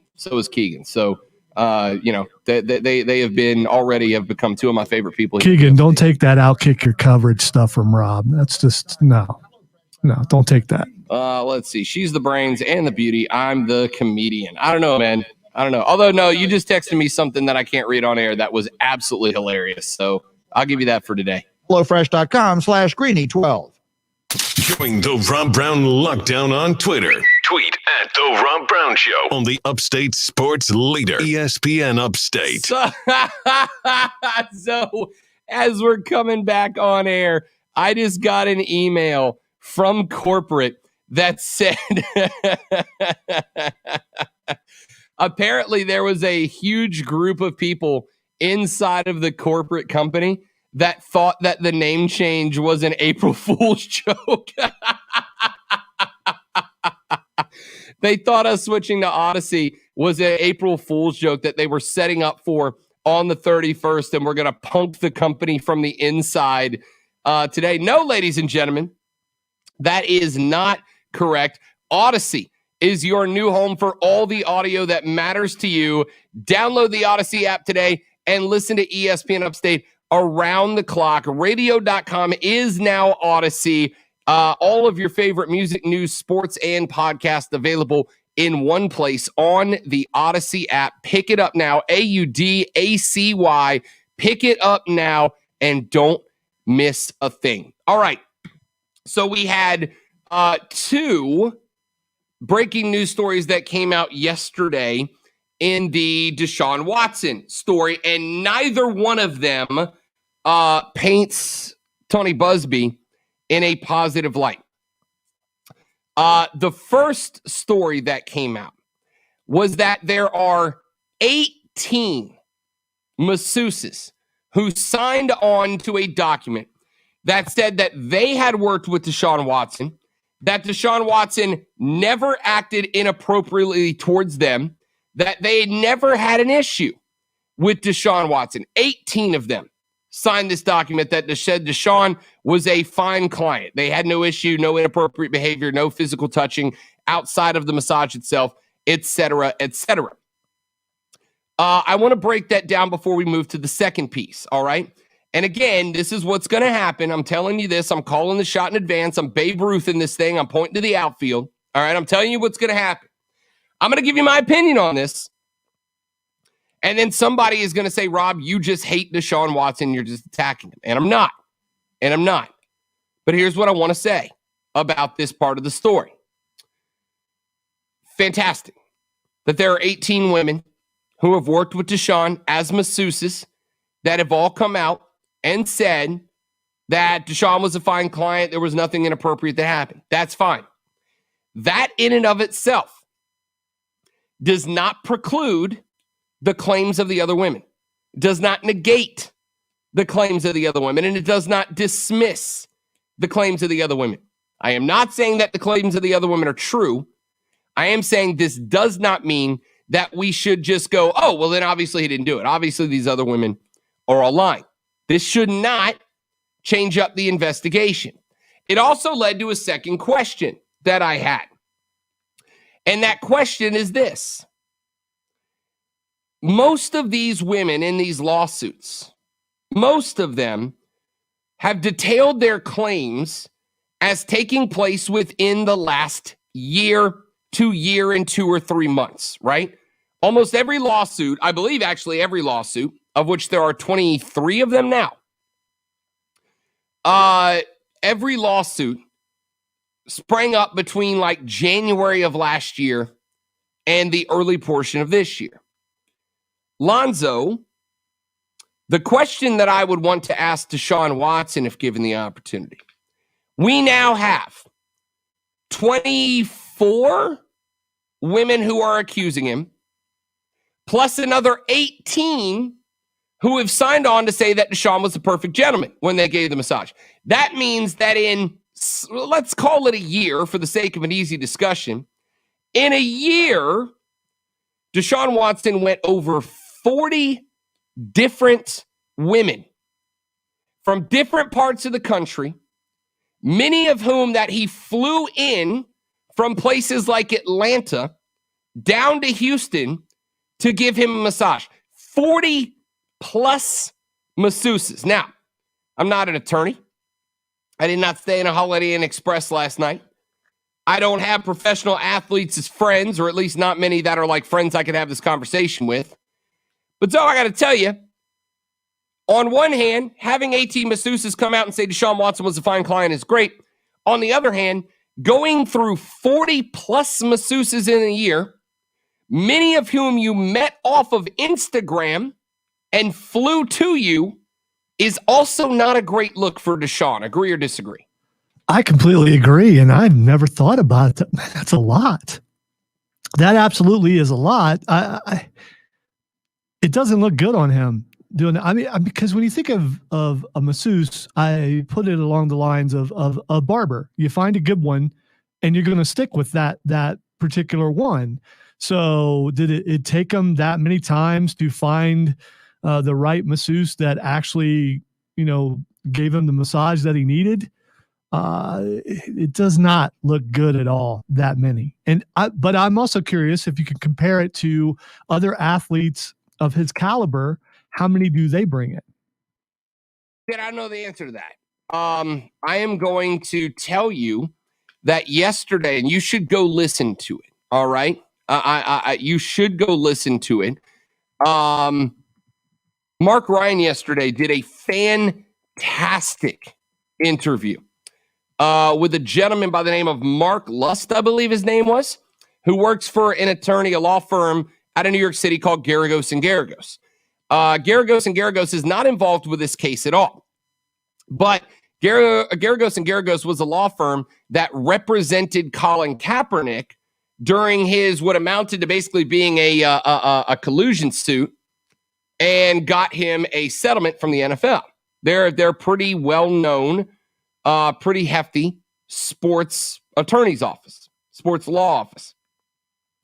And this man said that he had spoken to multiple agents. This law firm works in favor of players in the professional world many times. He said he's spoken to a number of agents and said, is it common for athletes to be receiving that many massages from that many different people?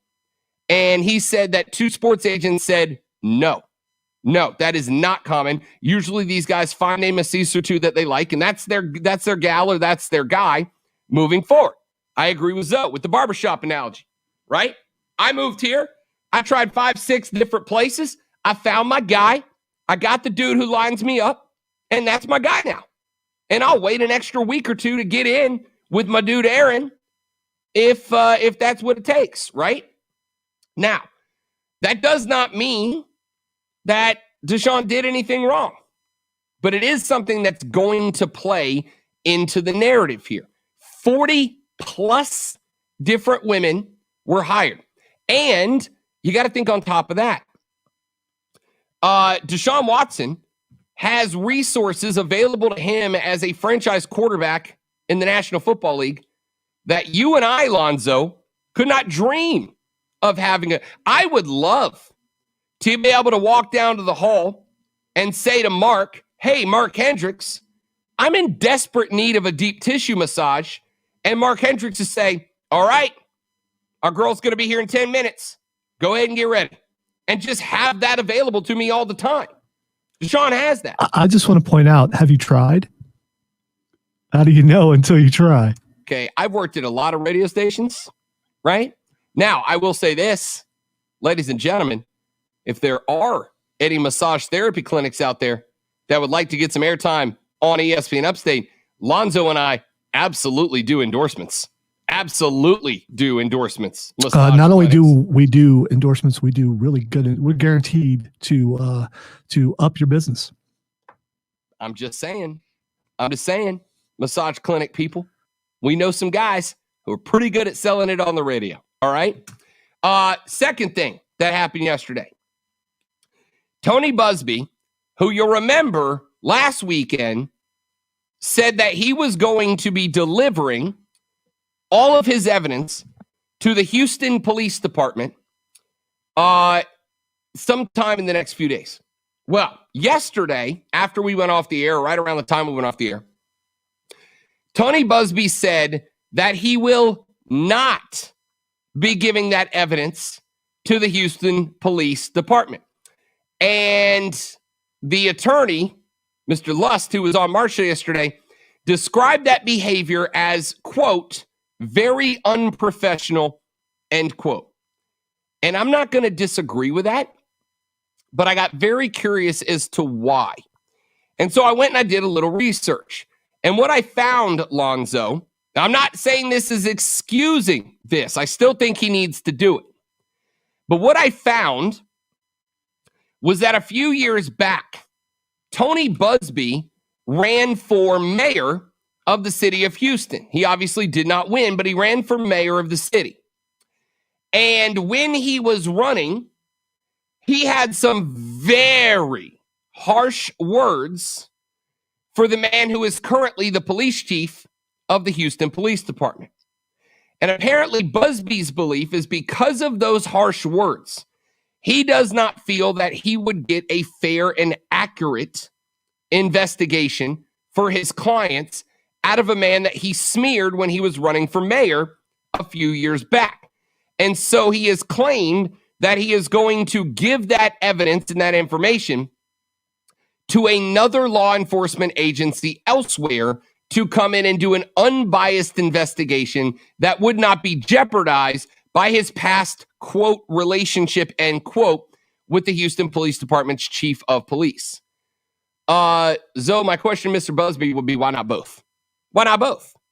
Why wouldn't you give it to them? I'm assuming you have more than one copy of all your evidence.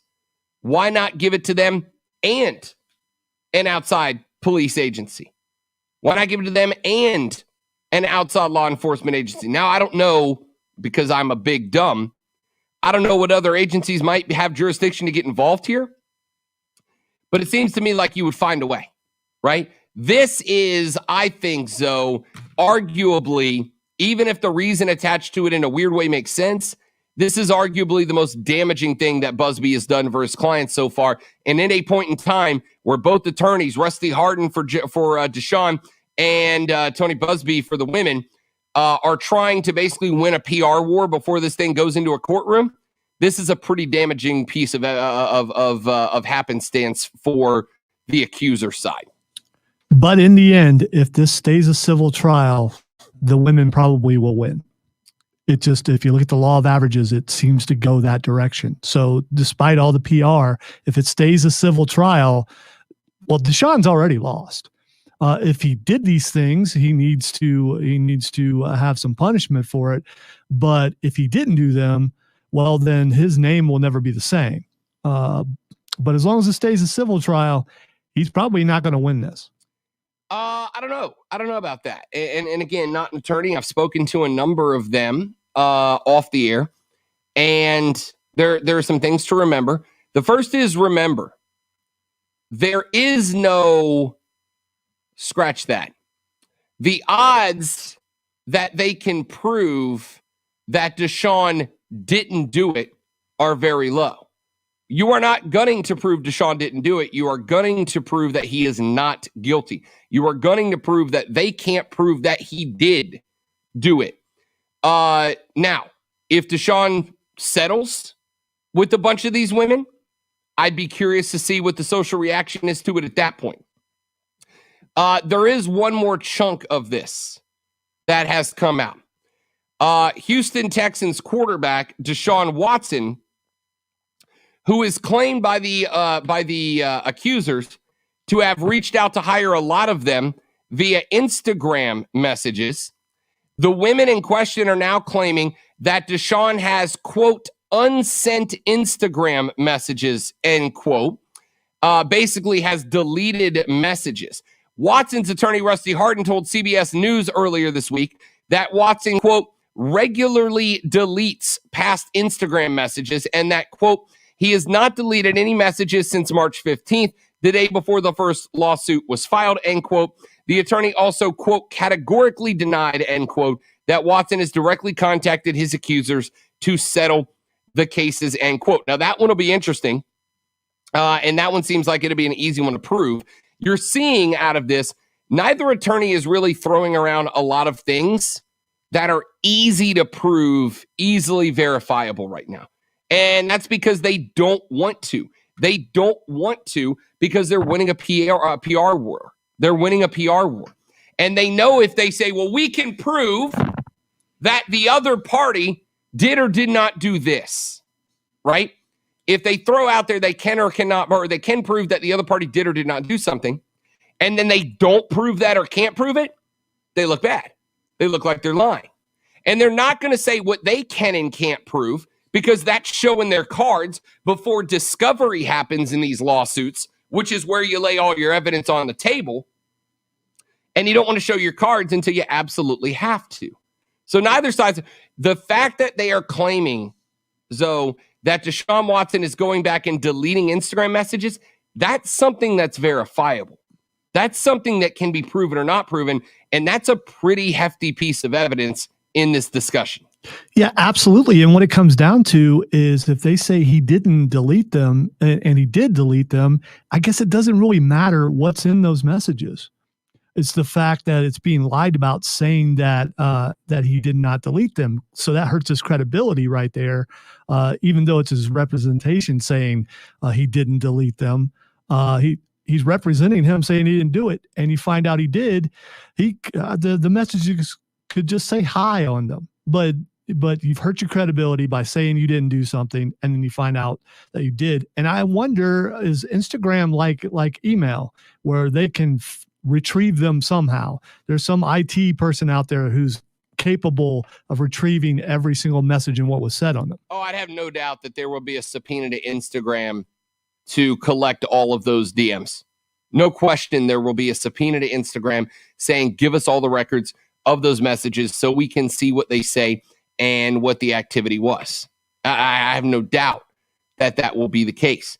And if it does prove that Deshaun was deleting messages, especially after March 15th, now that his attorney said he has not done that, that's pretty damaging as well. We're going to keep following this.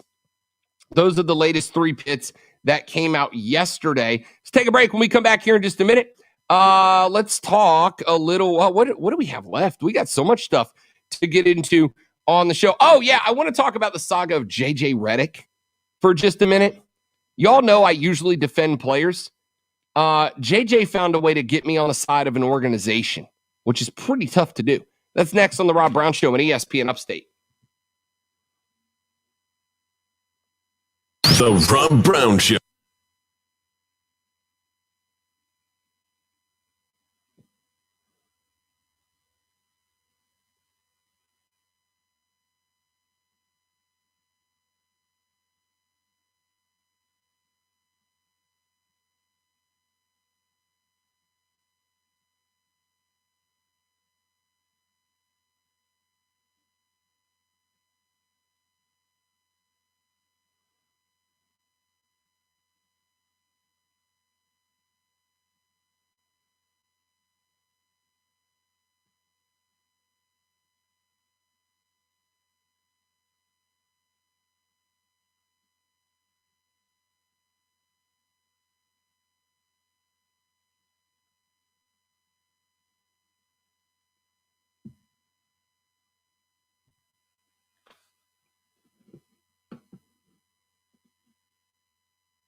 Yeah, I caught that last name too, Keegan. I was like, oh man, of course his name is Lust. What else would it be? Talking about that story. What else would it be?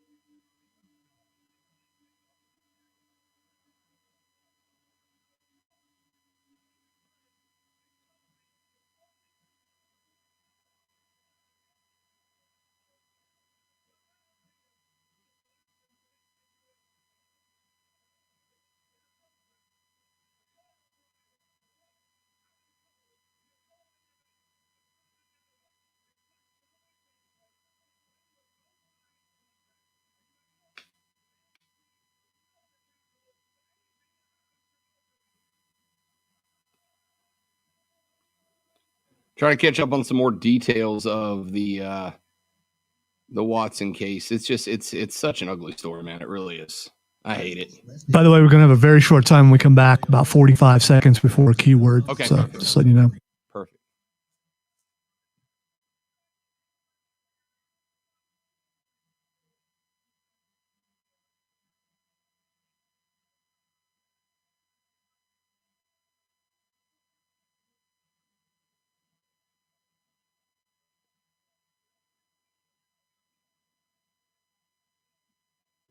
Also, let me know if you've heard anything more about those possible interviews, because I will. I have Okay. not. I also haven't heard back, and this one's more disappointing for me.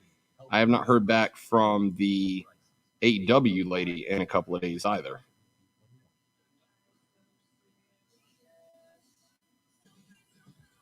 She texted me last week and said that she was going to look at his availability for that Thursday.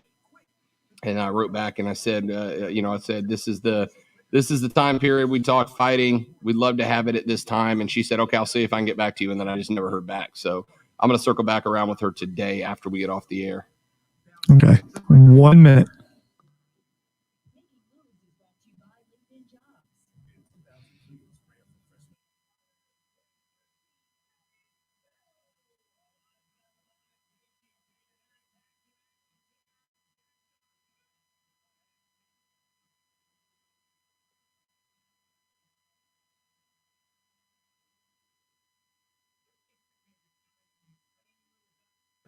Thirty seconds. Someday you'll be back in the office and I can just turn around and ask. Yeah, we got to figure out what this stream's going to look like when we get back in the office. I guess it can all run off of one computer, so it'll look smooth. No, they're two different computers. Okay. So we're good. I mean, I guess I could technically still run it off of my laptop while I'm doing the show there. Yeah, we'll figure it out. Hopefully soon. /sports. Terms and conditions apply. Real, unfiltered sports talk brewed locally. Oh my God, a hipster! Bring him a microbrew, quick! This is the Rob Brown Show on ESPN Upstate. Couple of texts that have come in at ESPN. It's interesting that his lawyer's name is both the reason why and the way how he got off from this at ESPN. What a terrible time to delete messages, and what a terrible date to pick to say he's not deleted messages since. Well, that was earlier in the week, not today, but still the point is there. At ESPN, I'd be careful telling the local massage clinics that you could up their business, seeing how that's worked out the other way for Deshaun. Yeah, not that kind of business. Not that kind of business. At ESPN, wait, did Alvin say he was in a band? You guys, why do I do this show? Why do I do this show? Oh, that's right, for money. All right, your keyword for this hour's $1,000 cash dash on ESPN Upstate. Your keyword for this hour is feather, F-E-A-T-H-E-R, feather, F-E-A-T-H-E-R. Text that word to 72881, 72881. Powered by BetQL. Let BetQL's proven data and analytics help you become a better. Download the BetQL app today. Text and data rates may apply in this national contest. This hour's keyword is feather, F-E-A-T-H-E-R. Text that word to 72881 for your chance to win $1,000. Coming up in the next hour of the show, a lot of stuff to get to. Zoe's Fight Club is at 2:15. Twitter trending topics is going to round out the show as well. Tiger Woods back in news today, and opening day in baseball. The Rob Brown Show's on your radio. It's ESPN Upstate. ESPN Upstate, WYRD.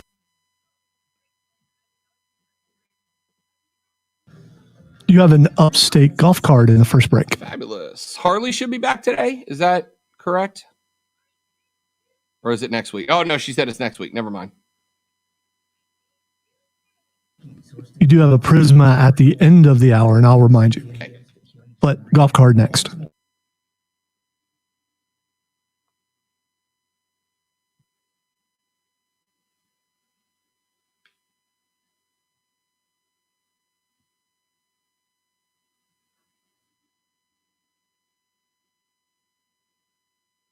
So I'm trying to figure out how baseball games can be played in snow but not rain. Baseball game in the snow. Yes. There's all kinds of video of it. that's going on right now. Baseball? Yeah. I'm trying to figure out who it is.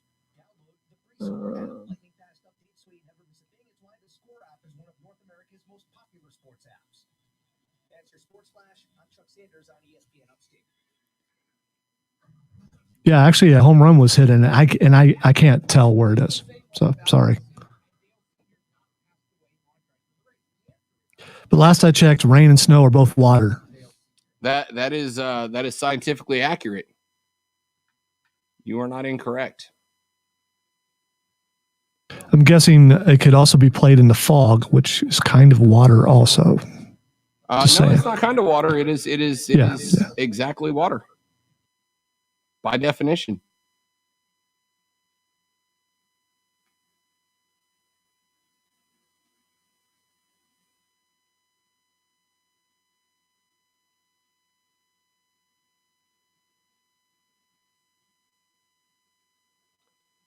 Science.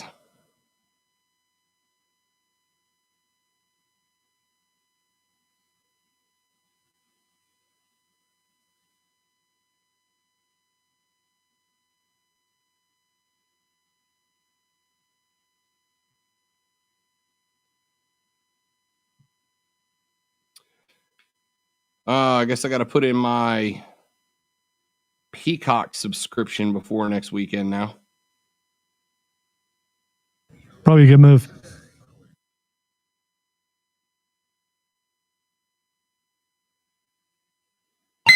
Warning. Man, check this out. You're on official Rob Brown lockdown.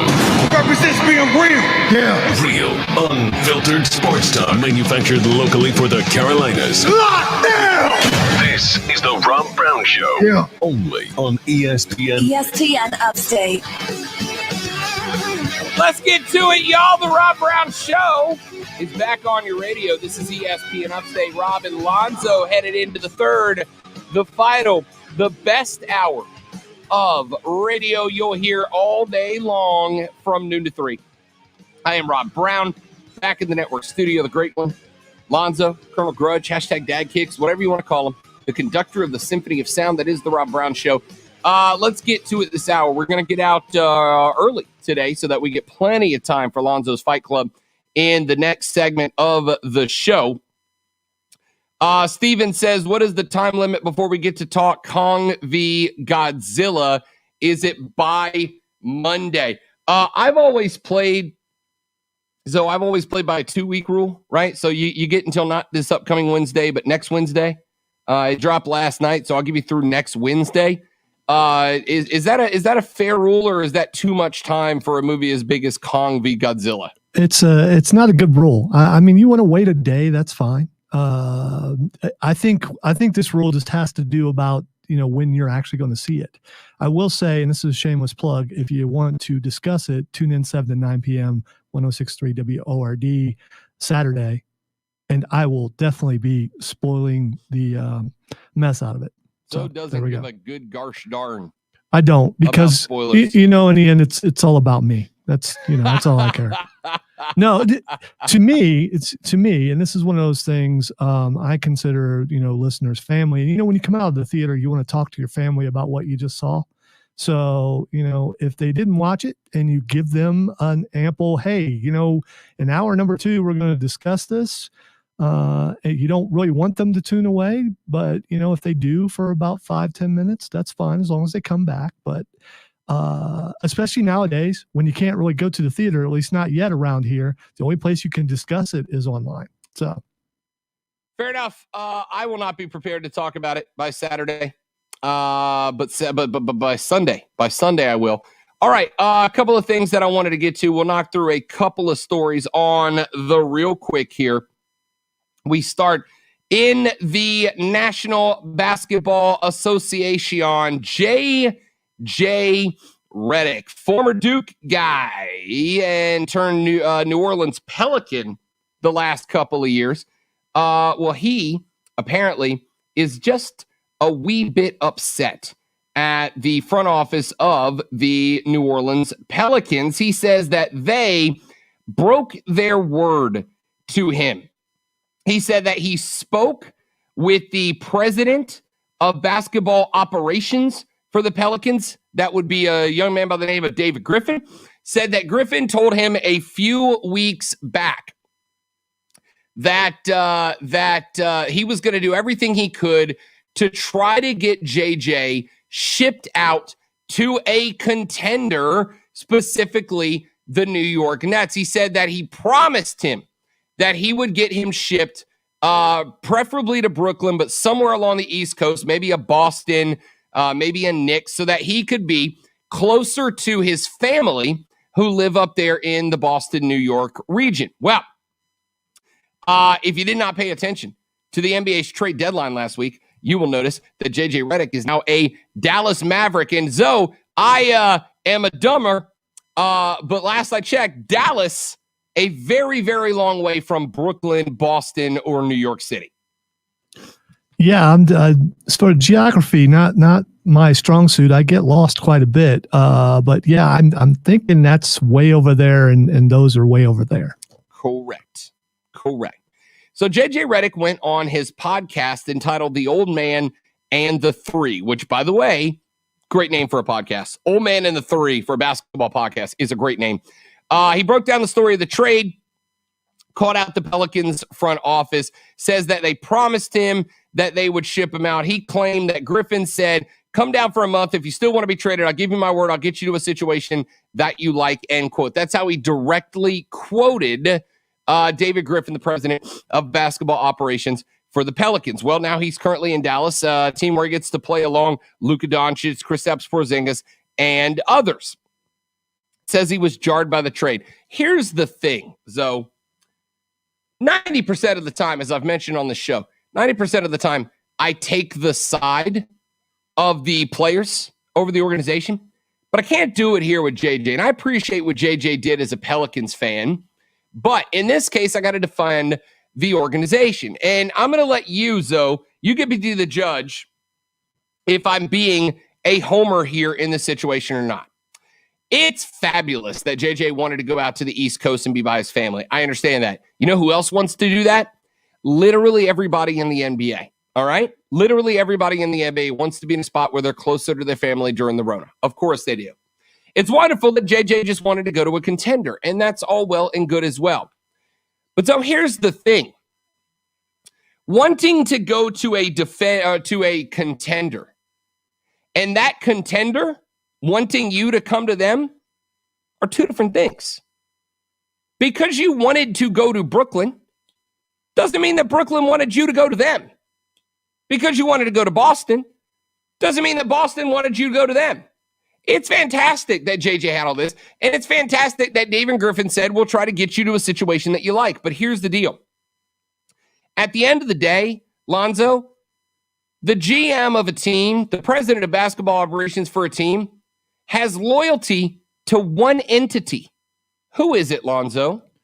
That would be the place where he works. Yes. He doesn't have any responsibility to a player. And hell, maybe, as I was talking with a Pelicans fan last night, maybe that will turn off the Pelicans as a free agent destination in years future. Maybe there will be some folks out there in the future who go, you know what? New Orleans, they don't really look after guys. They break their word. Maybe. But at the end of the day, the responsibility of David Griffin is to make the Pelicans as good of a basketball team as they could be. And if the Nets and the Celtics didn't offer anything for JJ, and if they had no interest in JJ, David Griffin doesn't have a responsibility to make them decide to take him. That's not how that game works at all. That's not how the game gets played. So I got to tell you, JJ, with all due respect, great time for you to understand that you elected to be an employee in a business. And unfortunately, it's not always up to you. And if you don't like it, then find a way out of Dallas. But this whole thing of completely taking down an organization because their president of basketball operations looked around and said, "Hey, none of the contenders want you. None of the big teams want you. They're not offering us anything, but Dallas is." What else? What else do you want? And that's just how the game gets played, man. That's just how the game gets played. Am I being too much of a Pelicans homer here, Zoe? Or do I have a point? I think you have a point. If you're being a homer, I'm sure that I would point it out, and so would the listeners. But you're right. It's sour grapes. Be happy you went to a team that's decent. You could have went to a much worse team. Be glad that you went to a team that has a rising star in Luka on it. I mean, there are worse destinations. So he wanted to go to the Nets. Everybody wants to go up northeast to a contender. Everybody wants to go there, and it's just get over it. How many years does he have left anyway? I get that's the reason why he wanted to go to a contender, but it is sour grapes, and it doesn't help his image, and I don't think it hurts the Pelicans. Yeah, I don't think it does either. I think there may be some free agents out there. All right. There might be some free agents out there that go, you know what? I'm not interested in them. They told JJ he was going to get to go somewhere. They didn't ship him there. But see, I got a major problem with that. I don't believe that that's the case. I think if you got a chance to go to New Orleans, you go, Zion's there. I'm going there. Oh, I'd certainly love to think so. Right. I'd certainly love to think so. And again, I'm not even super hating on the Dallas setup for JJ. Luka, Kristaps, an owner that clearly is trying to push them in the right direction.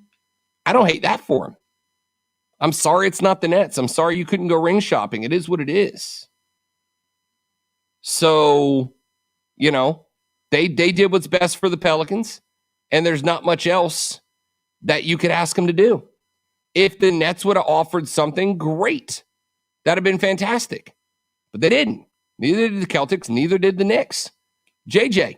And by the way, all of that fails to point out, though, a very important part of this conversation, JJ sucks this year, right? This isn't sharpshooting, veteran leadership, JJ Redick of a couple of years ago that was a 40%er from three-point land. JJ sucks this year. He has been not good. No. He's been bad. So there's no chance that he did that on purpose to get shipped out. If you knew you were going to demand a trade, Lonzo, if you knew that you were going to be looking to another radio station for a new job in the next couple of months, would you come in here, Zoe, and half-ass this show? Or would you come in here and absolutely lay down every bit of your passion into doing a damn fine radio program? I give no less than 100%. I give all that I have every time that I'm in the studio. Correct, but you get the point that I'm making. I do. You get the point I'm making.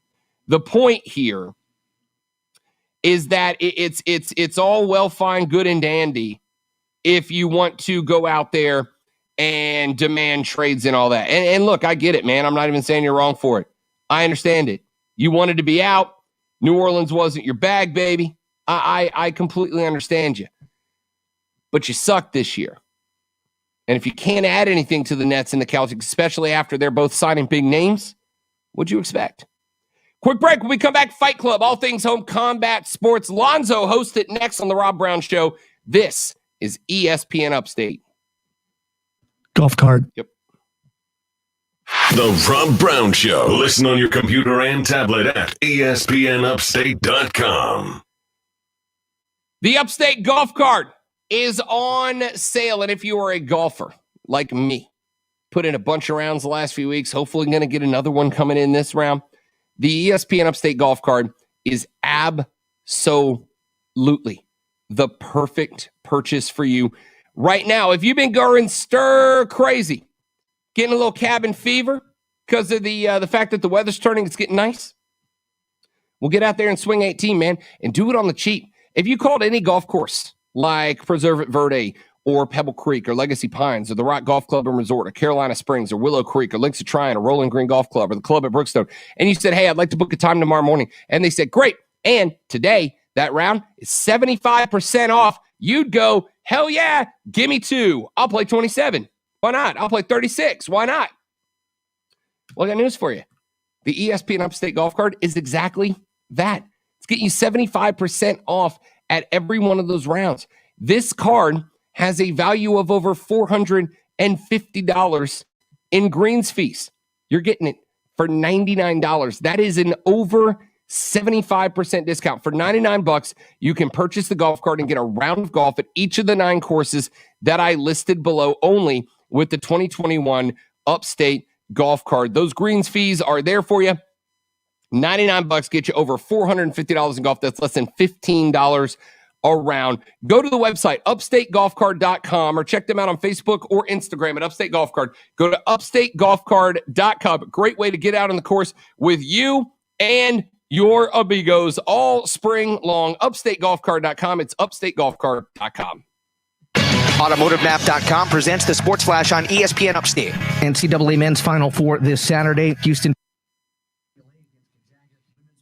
All right, Rob, I'm going to be speaking to Alyssa right now. Alyssa, are you there? I can hear you. Cool. You're welcome. Bye. Bye.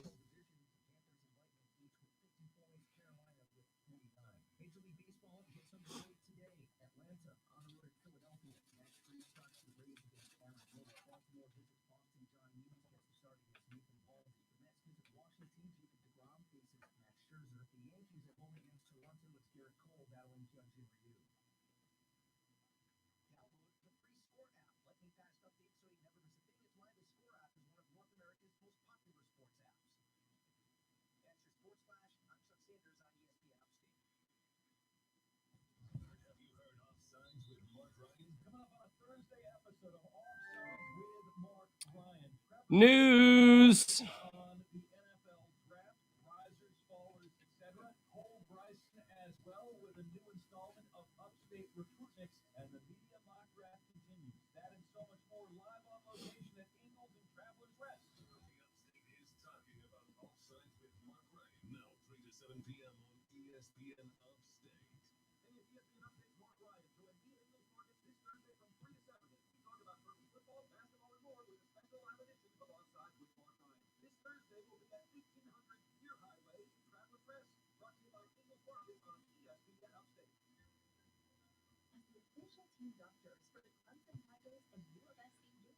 Oh, pardon me. I'm so sorry. I forgot to turn the mic off. My bad. Oh. Bless you. Ow. That one hurt a little bit. Be right back. Ow.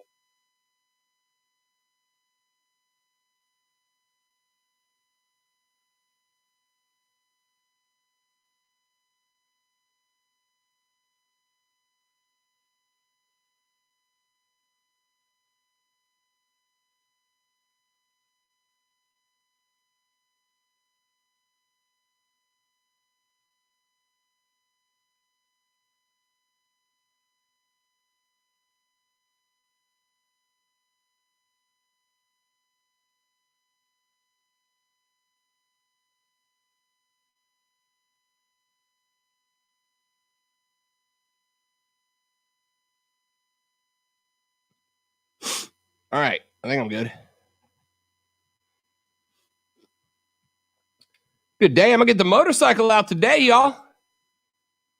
If you see a big, tall, sexy dude on a black motorcycle today, wave at him. Probably not me, but...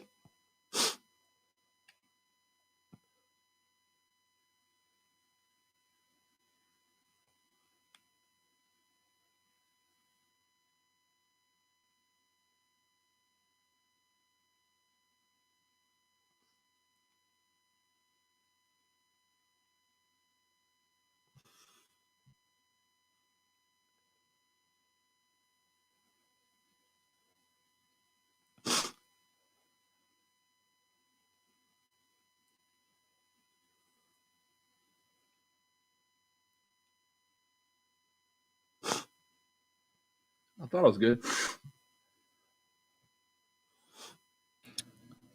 Wow, that sounds rough. Oh.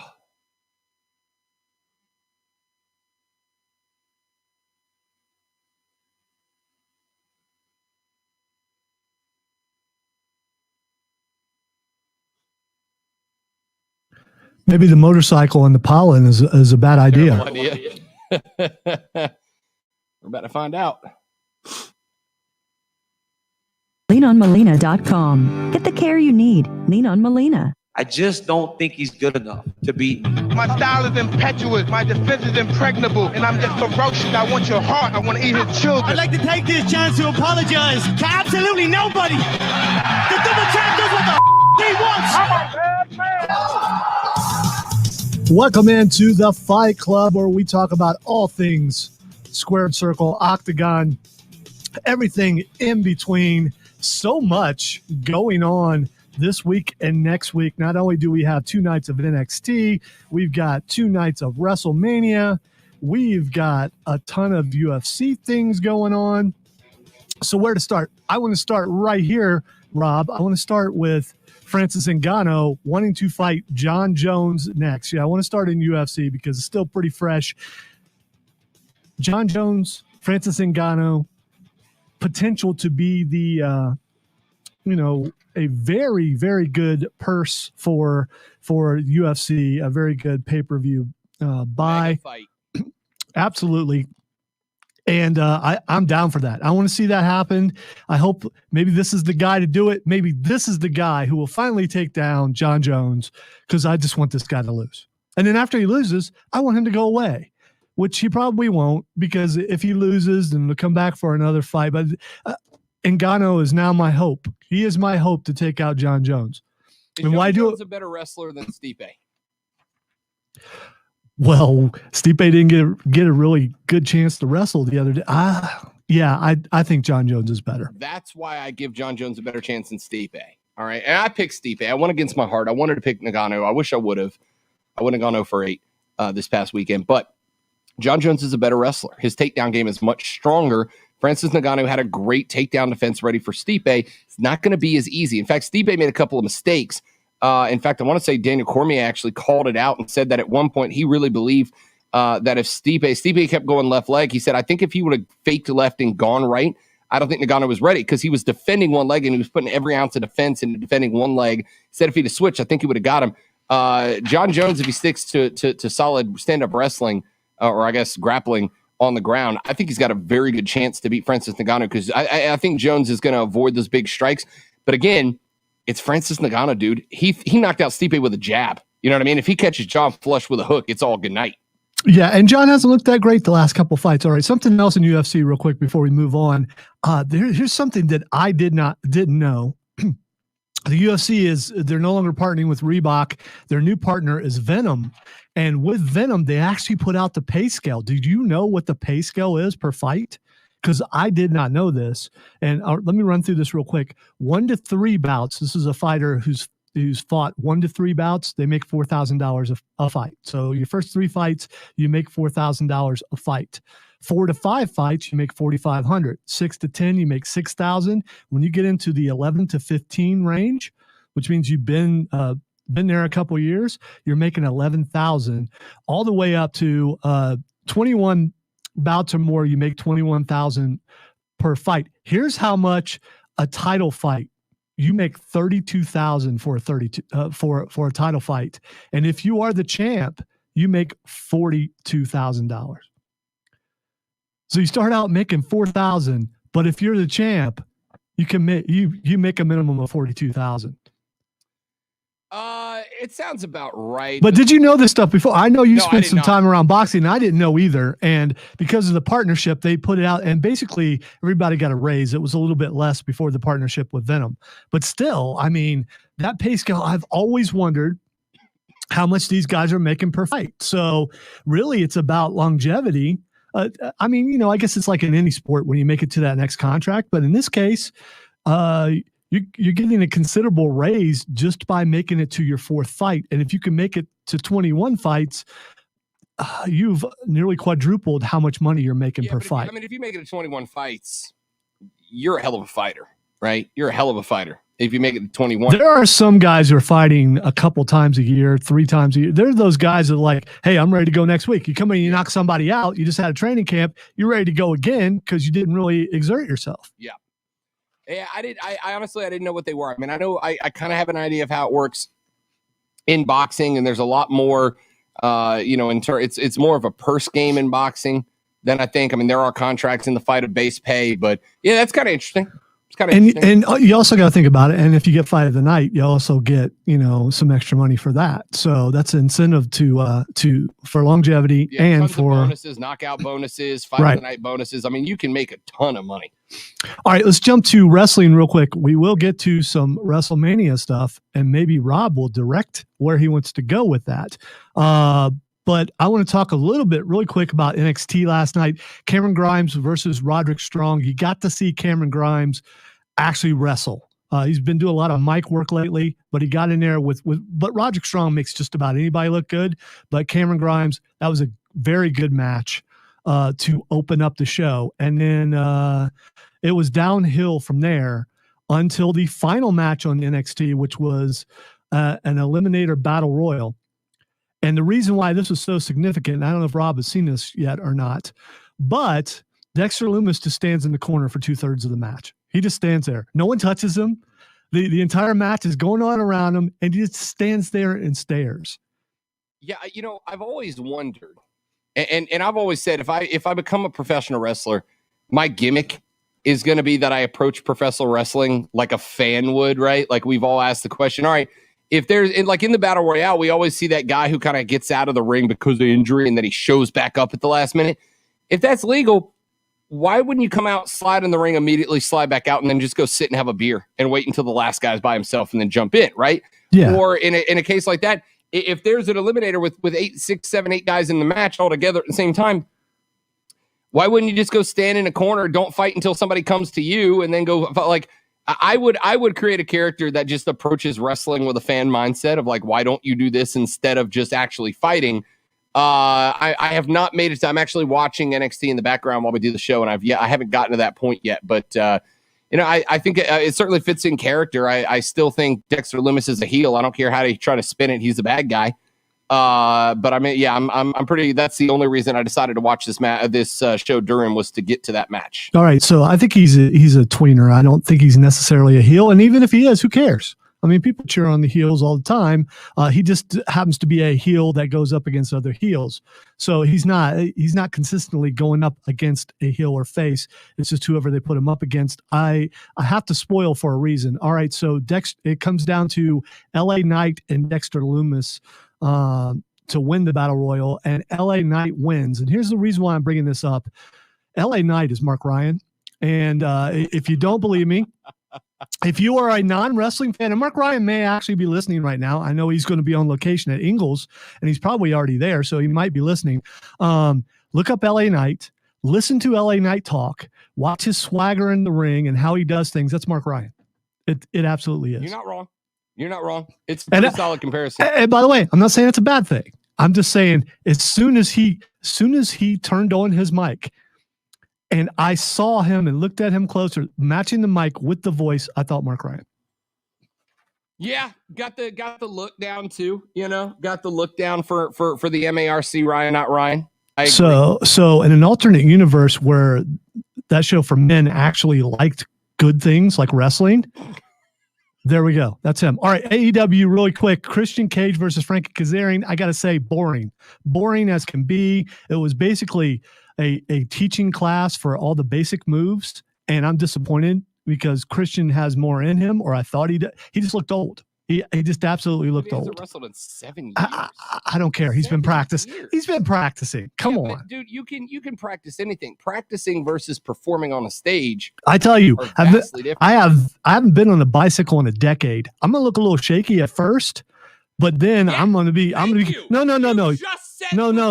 No. You're missing the point. You're missing the point. I'm gonna be shaky at first, like the first couple minutes. Then I'm gonna look like I've been on a bike my entire life, which he's been on that bike his entire life, and it looked like they slowed it down for him because he no longer has the speed in him. Now, if he was just a normal, like an FTW kind of wrestler, that kind of guy, that would be different. But this is Christian. This is high-flying Christian. Yeah, I know he's old. Sorry, it was just boring. It was just absolutely boring. 7 years. You're just taking your AEW hate out on Christian. No, I'm not. I will in this next thing, though. All right.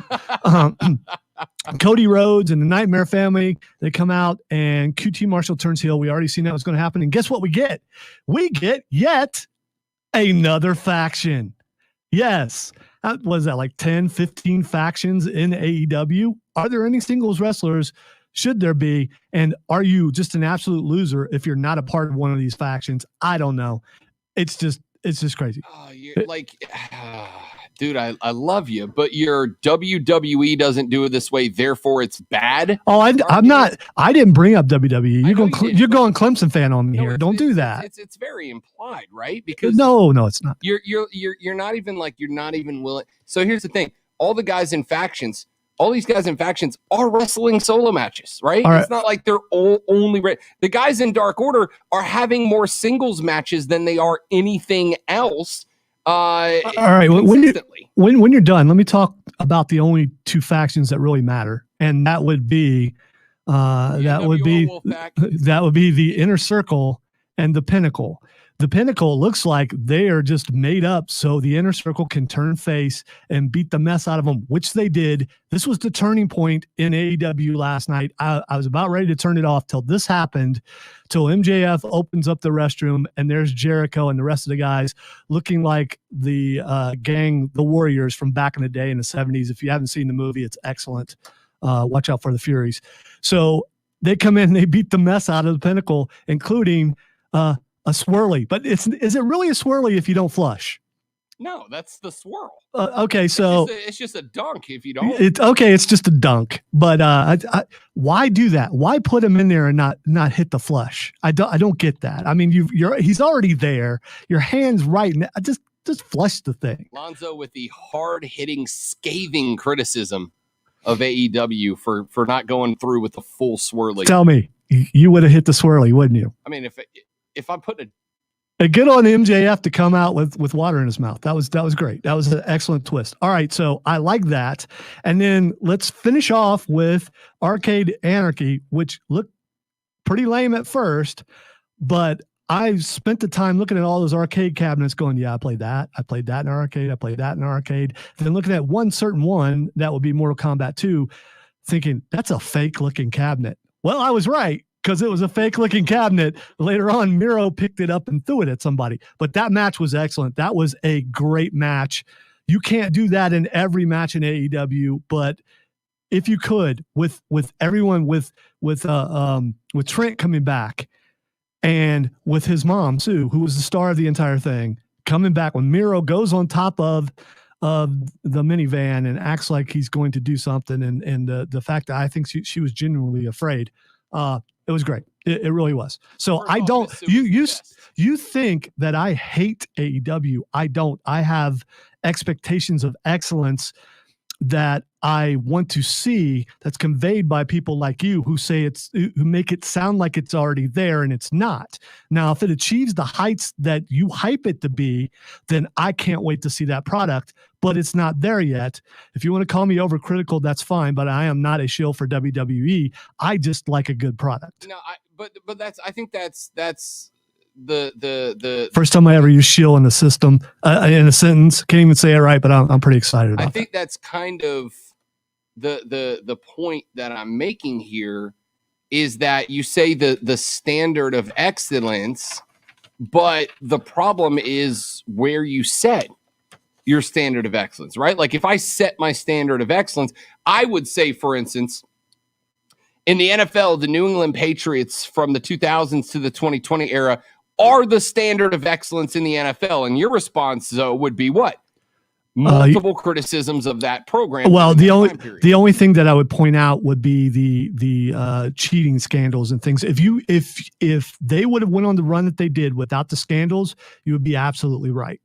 There's no denying it. Record-wise, Super Bowls, all that kind of stuff. Whether I like the team or the quarterback or not at the time, you take those blemishes off, but then you're right. They absolutely would be the standard in the NFL during that time. What I'm saying is it's cool to love the AEW, and if you criticize them at all, some people get angry with you and right away say, well, you're just comparing it to the WWE, but I'm not. I have many, many years of wrestling fandom. And this is where I put in that I'm old, so I know what I like and what I don't like, and I want it to be better, and I think it can be. Matches like the Arcade Anarchy, make me realize that it could be good. A match with Omega and the Good Brothers, even though I can't stand them, against the Lucha Brothers and was it Laredo Kid? I forget his name. Yeah. That was great. I mean, because it was fast paced, it was really good. There was only a couple botches, which is not bad considering how they fly around. Really like that match. So you see the potentials, and it always goes back to me. You're only as good as your mid card, and your mid card is not there yet. So I think, like I said, the way that I view it and the criticism that you offer is that every criticism you have, you don't, to me, it's less of here's the reason it's bad and more of this isn't the way that it's been done, therefore it's bad. And I think that's where my I don't compare it to the WWE. I'm not saying having 11 factions is good. I'm just saying it's not bad because we don't know. We haven't done it before. But what it doesn't do, it doesn't allow the individual to excel and be above it all, because it's always, here is this guy from this faction, not here is this guy. The only one who's not in the faction, I guess, is Jon Moxley. And I love anything he does. So there's that. And I mean, you may even say that some other people have factions also, and that would be like Sting and yeah. I don't think two guys is a faction, right? Like after all that, my excitement caused some overmodulation, and I apologize to the powers that be for bringing the energy that I do to this segment. I'll try to scale it back, or at least move back. Don't you? Dare. I will at least move back when we're debating. Keegan says, Christian Cage ***, don't get sued. Yeah, just like you can't say Cody Rhodes or we would not want to be sued, and it wouldn't be worth their effort because we work in radio. True story. Congratulations, you've won. Here's a stick of Fruit Stripes. Yeah, because that's enjoy. What we got for you. Go for the cherry. It's the best. You got anything else? Well, you wanted to talk WrestleMania, and I'm sorry that I went through everything that I had prepared. We got four. We got starting next. What is it? Starting on. When does the NXT flip to Tuesday? You didn't even bring that up. I'm a little shocked. When does NXT flip to Tuesdays? The week after Mania. Yeah, the week after the takeover. So not this week, but next week. So next week we've got Raw on Monday. By the way, I'm quitting. It's about technique, and apparently I just don't know what I'm doing. We got Raw on Monday, NXT and AEW on Wednesday. All right. I'm being told by the powers that be who are texting me that the move is made on April 13th. Perfect. I just want to point out, Show for Men, that's our big boss texting us to correct our information about wrestling because he knows. Just saying. So we got Raw. He's on my side as far as WWE and AEW goes. I just want to point that out. I roll. Get off of my ring. This is the way we do things around here. You got to work on your old man voice. You're getting closer to it, so it may happen naturally. So anyway. So we got Raw Monday. We got AEW and NXT Wednesday. I do want to. I know I keep interrupting, but I want to point something out. This is your show, so if you decide to talk wrestling every day leading up to it, you could do that. You could make next week WrestleMania week. Yeah. And I will also say that, the boss isn't going to be here, so we can do whatever we want. Yeah. Next week is WrestleMania week. I will have a sign posted right here on the wall that I can point to at various points throughout the show on the stream. So we got Raw Monday, we got we got Raw Monday, SmackDown Friday, Raw Monday. We've got AEW Dynamite and NXT on Wednesday. We've got TakeOver Night 1 Thursday, TakeOver Night 2 Friday, WrestleMania Saturday, WrestleMania Sunday, Raw on Monday, and then AEW and NXT again on Wednesday. Well, no, then NXT would be on Tuesday. Oh, that's right. Then NXT on Tuesday, then Dynamite on Wednesday, then one day off, then SmackDown on Friday. So to anybody that I have any social responsibilities to for the next week, I'm going to go ahead and apologize in advance because I won't be there for any of it. The boss has just pointed out the Odyssey app, which means he's always here. Damn.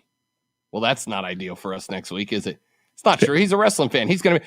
We may very well have him call in and have a Beat the Boss segment to see if we can beat his WrestleMania picks next week. Just saying, Mark Hendricks. I think that would be a great move if he can find the time in his busy schedule. Although since he's going to be on vacation, I'm sure he's got time. Keegan just had a great idea, though.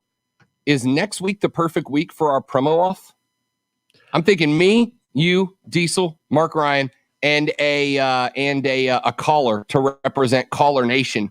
Actually, maybe me, you, Diesel, Mark, a caller that calls into the Mark Ryan to Offsides with Mark Ryan, a caller to the Rob Brown Show. We have a 6-way promo off. I'm just saying. I am down for this. Since that show for men supposedly is suddenly willing to accept challenges, I say we throw that out there and let's see what happens. Yeah, we can let them record theirs, play them on the show, or call in live and do it on the air. All right, so I'm thinking. I just want a copy of their recording before I actually play it. Also true. There might be some manipulation. I'm going to go ahead and do one of these things where I impulsively throw out an idea as official and then see if I can shape it up over the weekend. But I'm going to say, Zoe, next Friday is the first annual ESPN Upstate promo off. Me, Zoe, Mark, Diesel, and the caller, best promo wins. I don't know what they win, but best promo wins. Quick break, because we are ridiculously off the clock on the Rob Brown Show and ESPN Upstate. You could have your own celebration.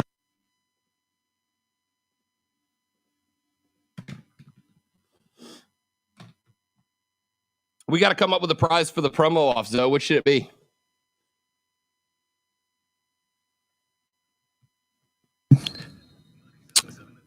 A chance to host a segment on Mark Ryan Show. I'm for it. By the way, my favorite. You have to do it in the promo voice, though. Yeah, my favorite text that I got: Odyssey app, bro. The call out. Yeah.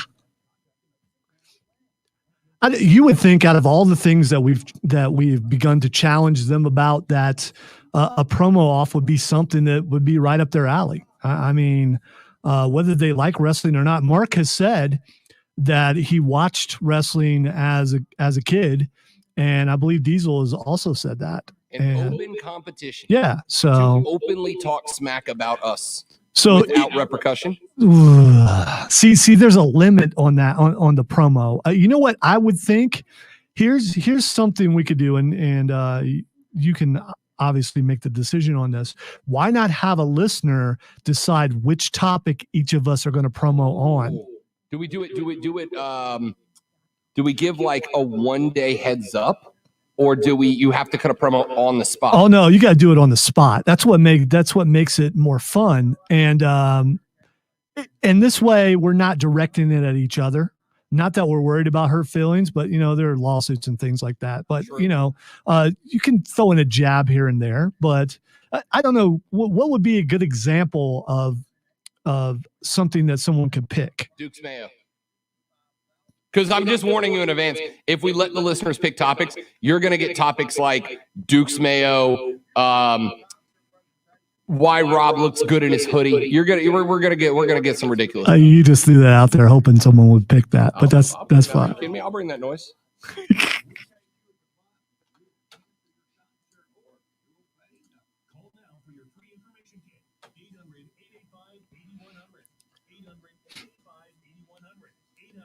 I'm gonna have to go back and listen to the podcast now because, I'm looking at my levels even when I'm heated and I am not in the red. So he told me that when I was filling in on Mark's show last week too. He said your levels sound way off, and it may have to do with how this mic is mixed in the processor. Right. I don't know. Because I had Mark barely ticking like halfway up on the levels. And he was texting me saying the levels sound too hot. So I'm almost wondering if maybe the needles aren't just a little too sensitive. They could be. Or I guess not sensitive enough. 1 minute, and you have Prisma in the next break.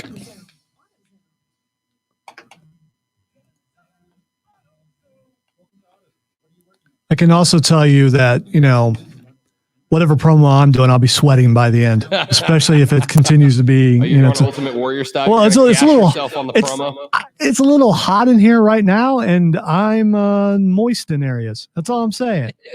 just from the the animated interchange that we just had, just a little bit. Need some airing out, if you will. Mark's mic sounds way lower than Diesel when he does it on remote. The producer mic is always louder sounding on his show. Well, it's technical ability on the other end, and it's not his fault. It's not his fault. He's just not used to it. And I will say that I have to push you up near the top too because of. I say the default volume on the sometimes receivers are low. Yeah, but sometimes you lean back. Unfiltered sports talk every weekday noon to 3. This is the Rob Brown Show on ESPN Upstate. All right, so next Friday, we are the challenge issued again to Mark, Ryan, and Diesel. Next Friday is the promo off on the Rob Brown Show. We will let Mark and Diesel go first so that they can do it early in the show. No excuses about show prepping or anything. We are going to let them go early in the show. And I think what we're going to do, Zoe and I are going to chat about this during the weekend to iron it out. But I think what we're going to do is we're gonna set our promo. Every host will have what's a fair length for a promo? Zoe, 3 minutes? Let's call it 3 minutes ish. That's it. Okay, we can go 3 minutes. We'll call it 3 minutes ish. Every one of us, Mark, Diesel, Rob, Alonzo, will all have a segment. We'll tell you what they are, what time they're going to be beforehand, and we will let you guys text in impromptu. You will have to give us a topic to cut a promo on the text line or on the stream. Y'all will give us every promoer, Mark, Diesel, myself, Lonzo, and a caller. You guys will text in your suggestions for what they ought to cut a promo on. For those of you who are not in the wrestling biz, a promo is basically where you. If you're not, you're listening to the wrong show. True story. The show for men starts in 13 minutes. You will give us a subject. We will cut 3 minutes on our stance on that thing. But it's meant to be as like a challenge to a fight, right? That's the way a good promo goes. So we'll do that next Friday on the show. I don't get even if Mark and Diesel will not compete in it, Lonzo, you and I are still doing it. And we just may have to invite a few more callers into the game to replace them. I'm down for it. I don't know how the judging works on this, though. That's something we need to work out. We'll just go to the text line. Text in your score 1 to 10 or A to F or whatever, and we'll average out all the text we get. Whoever has the average promo score wins. That means I've probably already lost, but I'm okay with that because the haters out there. Following of fans, I do. You do. You have a cult following of fans that are going to give you solid 10s, even if you just drool into the mic for 30 seconds. I was just Lou Holtz poor mouthing right there. That's what I was doing. All right, next Friday, the promo off. It's set. It's official, except it's not, but it is next Friday. Take a break. Back after this to wrap it up. Twitter trending topics on the Rob Brown Show and ESPN Upstate.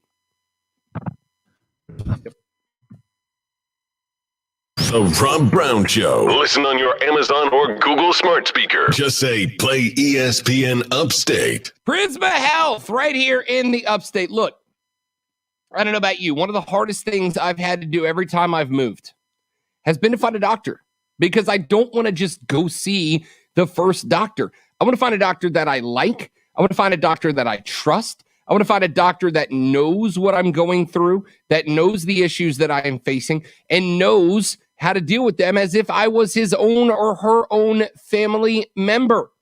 That's why Prisma Health are the folks that I call here in the Upstate for every issue that I need. They have over 2,400 medical healthcare professionals within their network across the Upstate in the Midlands. So no matter where you are, there is a doctor or healthcare provider inside the Prisma Health network that is there for you. Go to their website, prismahealth.org, prismahealth.org, and there's a button right there that says find a doctor. You can start looking through to find a doctor in the Prisma Health network that works for you, that you trust. And they've also got a button right there that lets you schedule an appointment with that doctor. If you are immunocompromised, you can't leave the house, you're not ready to leave the house, they offer virtual visits as well. So you can actually talk to a doctor face-to-face without leaving the safety of your home. They care about your health. They are committed to your safe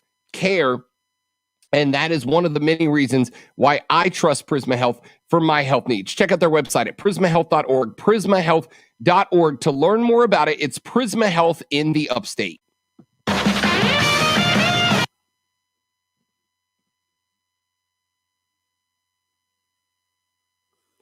In seminary, we called it popcorn preaching, but spontaneous promo off sounds way better. Yeah, if your pastor or priest is cutting promos at the lectern, Keegan, church would be more interesting, I think.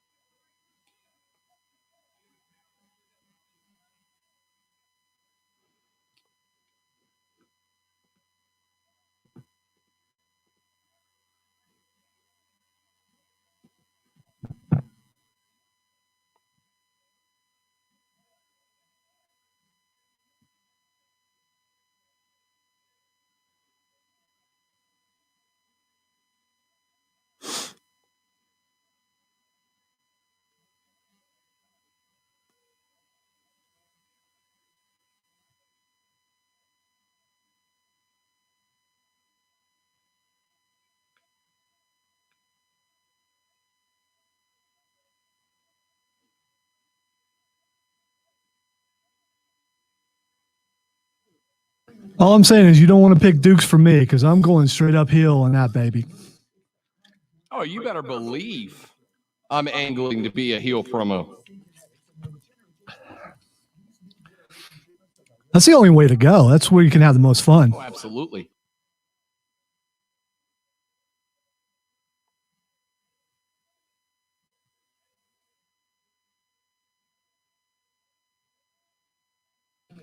Now, I think another question is, do we have to do the promo as ourselves?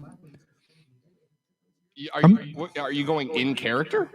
What I'm saying is, let's say you do a mean Macho Man, which I do not. I'm just saying if one of us, it's not going to be me. I'm going straight up me. Because I am a heel character on the air already. So, I'm just being me. But raises to the top. That's as close as I can get. It's not bad. Needs more bass. But it does. We might be able to fix that in the mix. There you go. Fix it in post.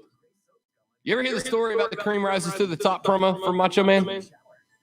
I don't believe I have. So Gorilla Monsoon was having a conversation with somebody about how Macho Man was like the best promo he had ever had because like you just could not phase him. You could say or do anything to Macho Man in a promo and he would ride right through it, no problem.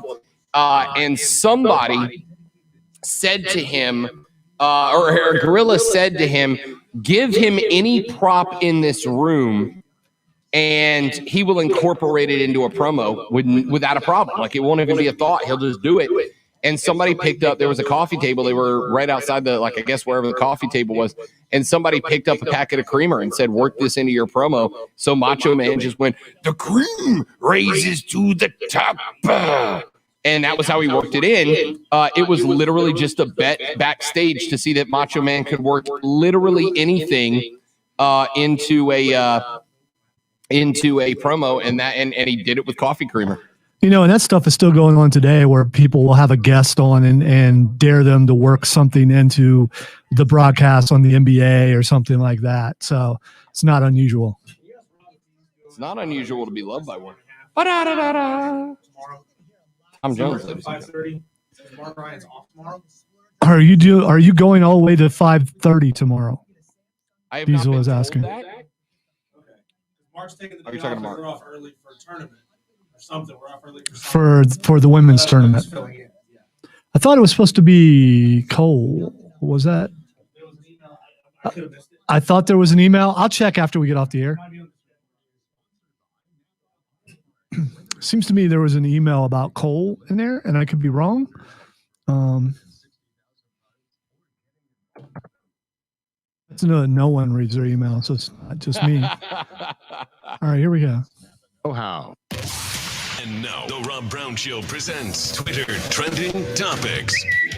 All right, it's time for Twitter Trending Topics where I tell Rob what is trending on the internet. There's a problem with this though, and it's April Fool's Day. So trying to get through everything and trying to figure out what's real. I guess fake stuff could be trending. So there's only, well, the one thing that's trending is Godzilla versus Kong, and according to Rob's rules, we can't talk about that. Although we can say that it made $9.6 million opening day, and there's not a lot of theaters open, which is pretty cool. But what I thought we would do, and this is a swerve, even though it's not my show, you had talked about April Fool's things that you had done in the past, and we've got a couple minutes, and I want to know what your best April Fool's prank was.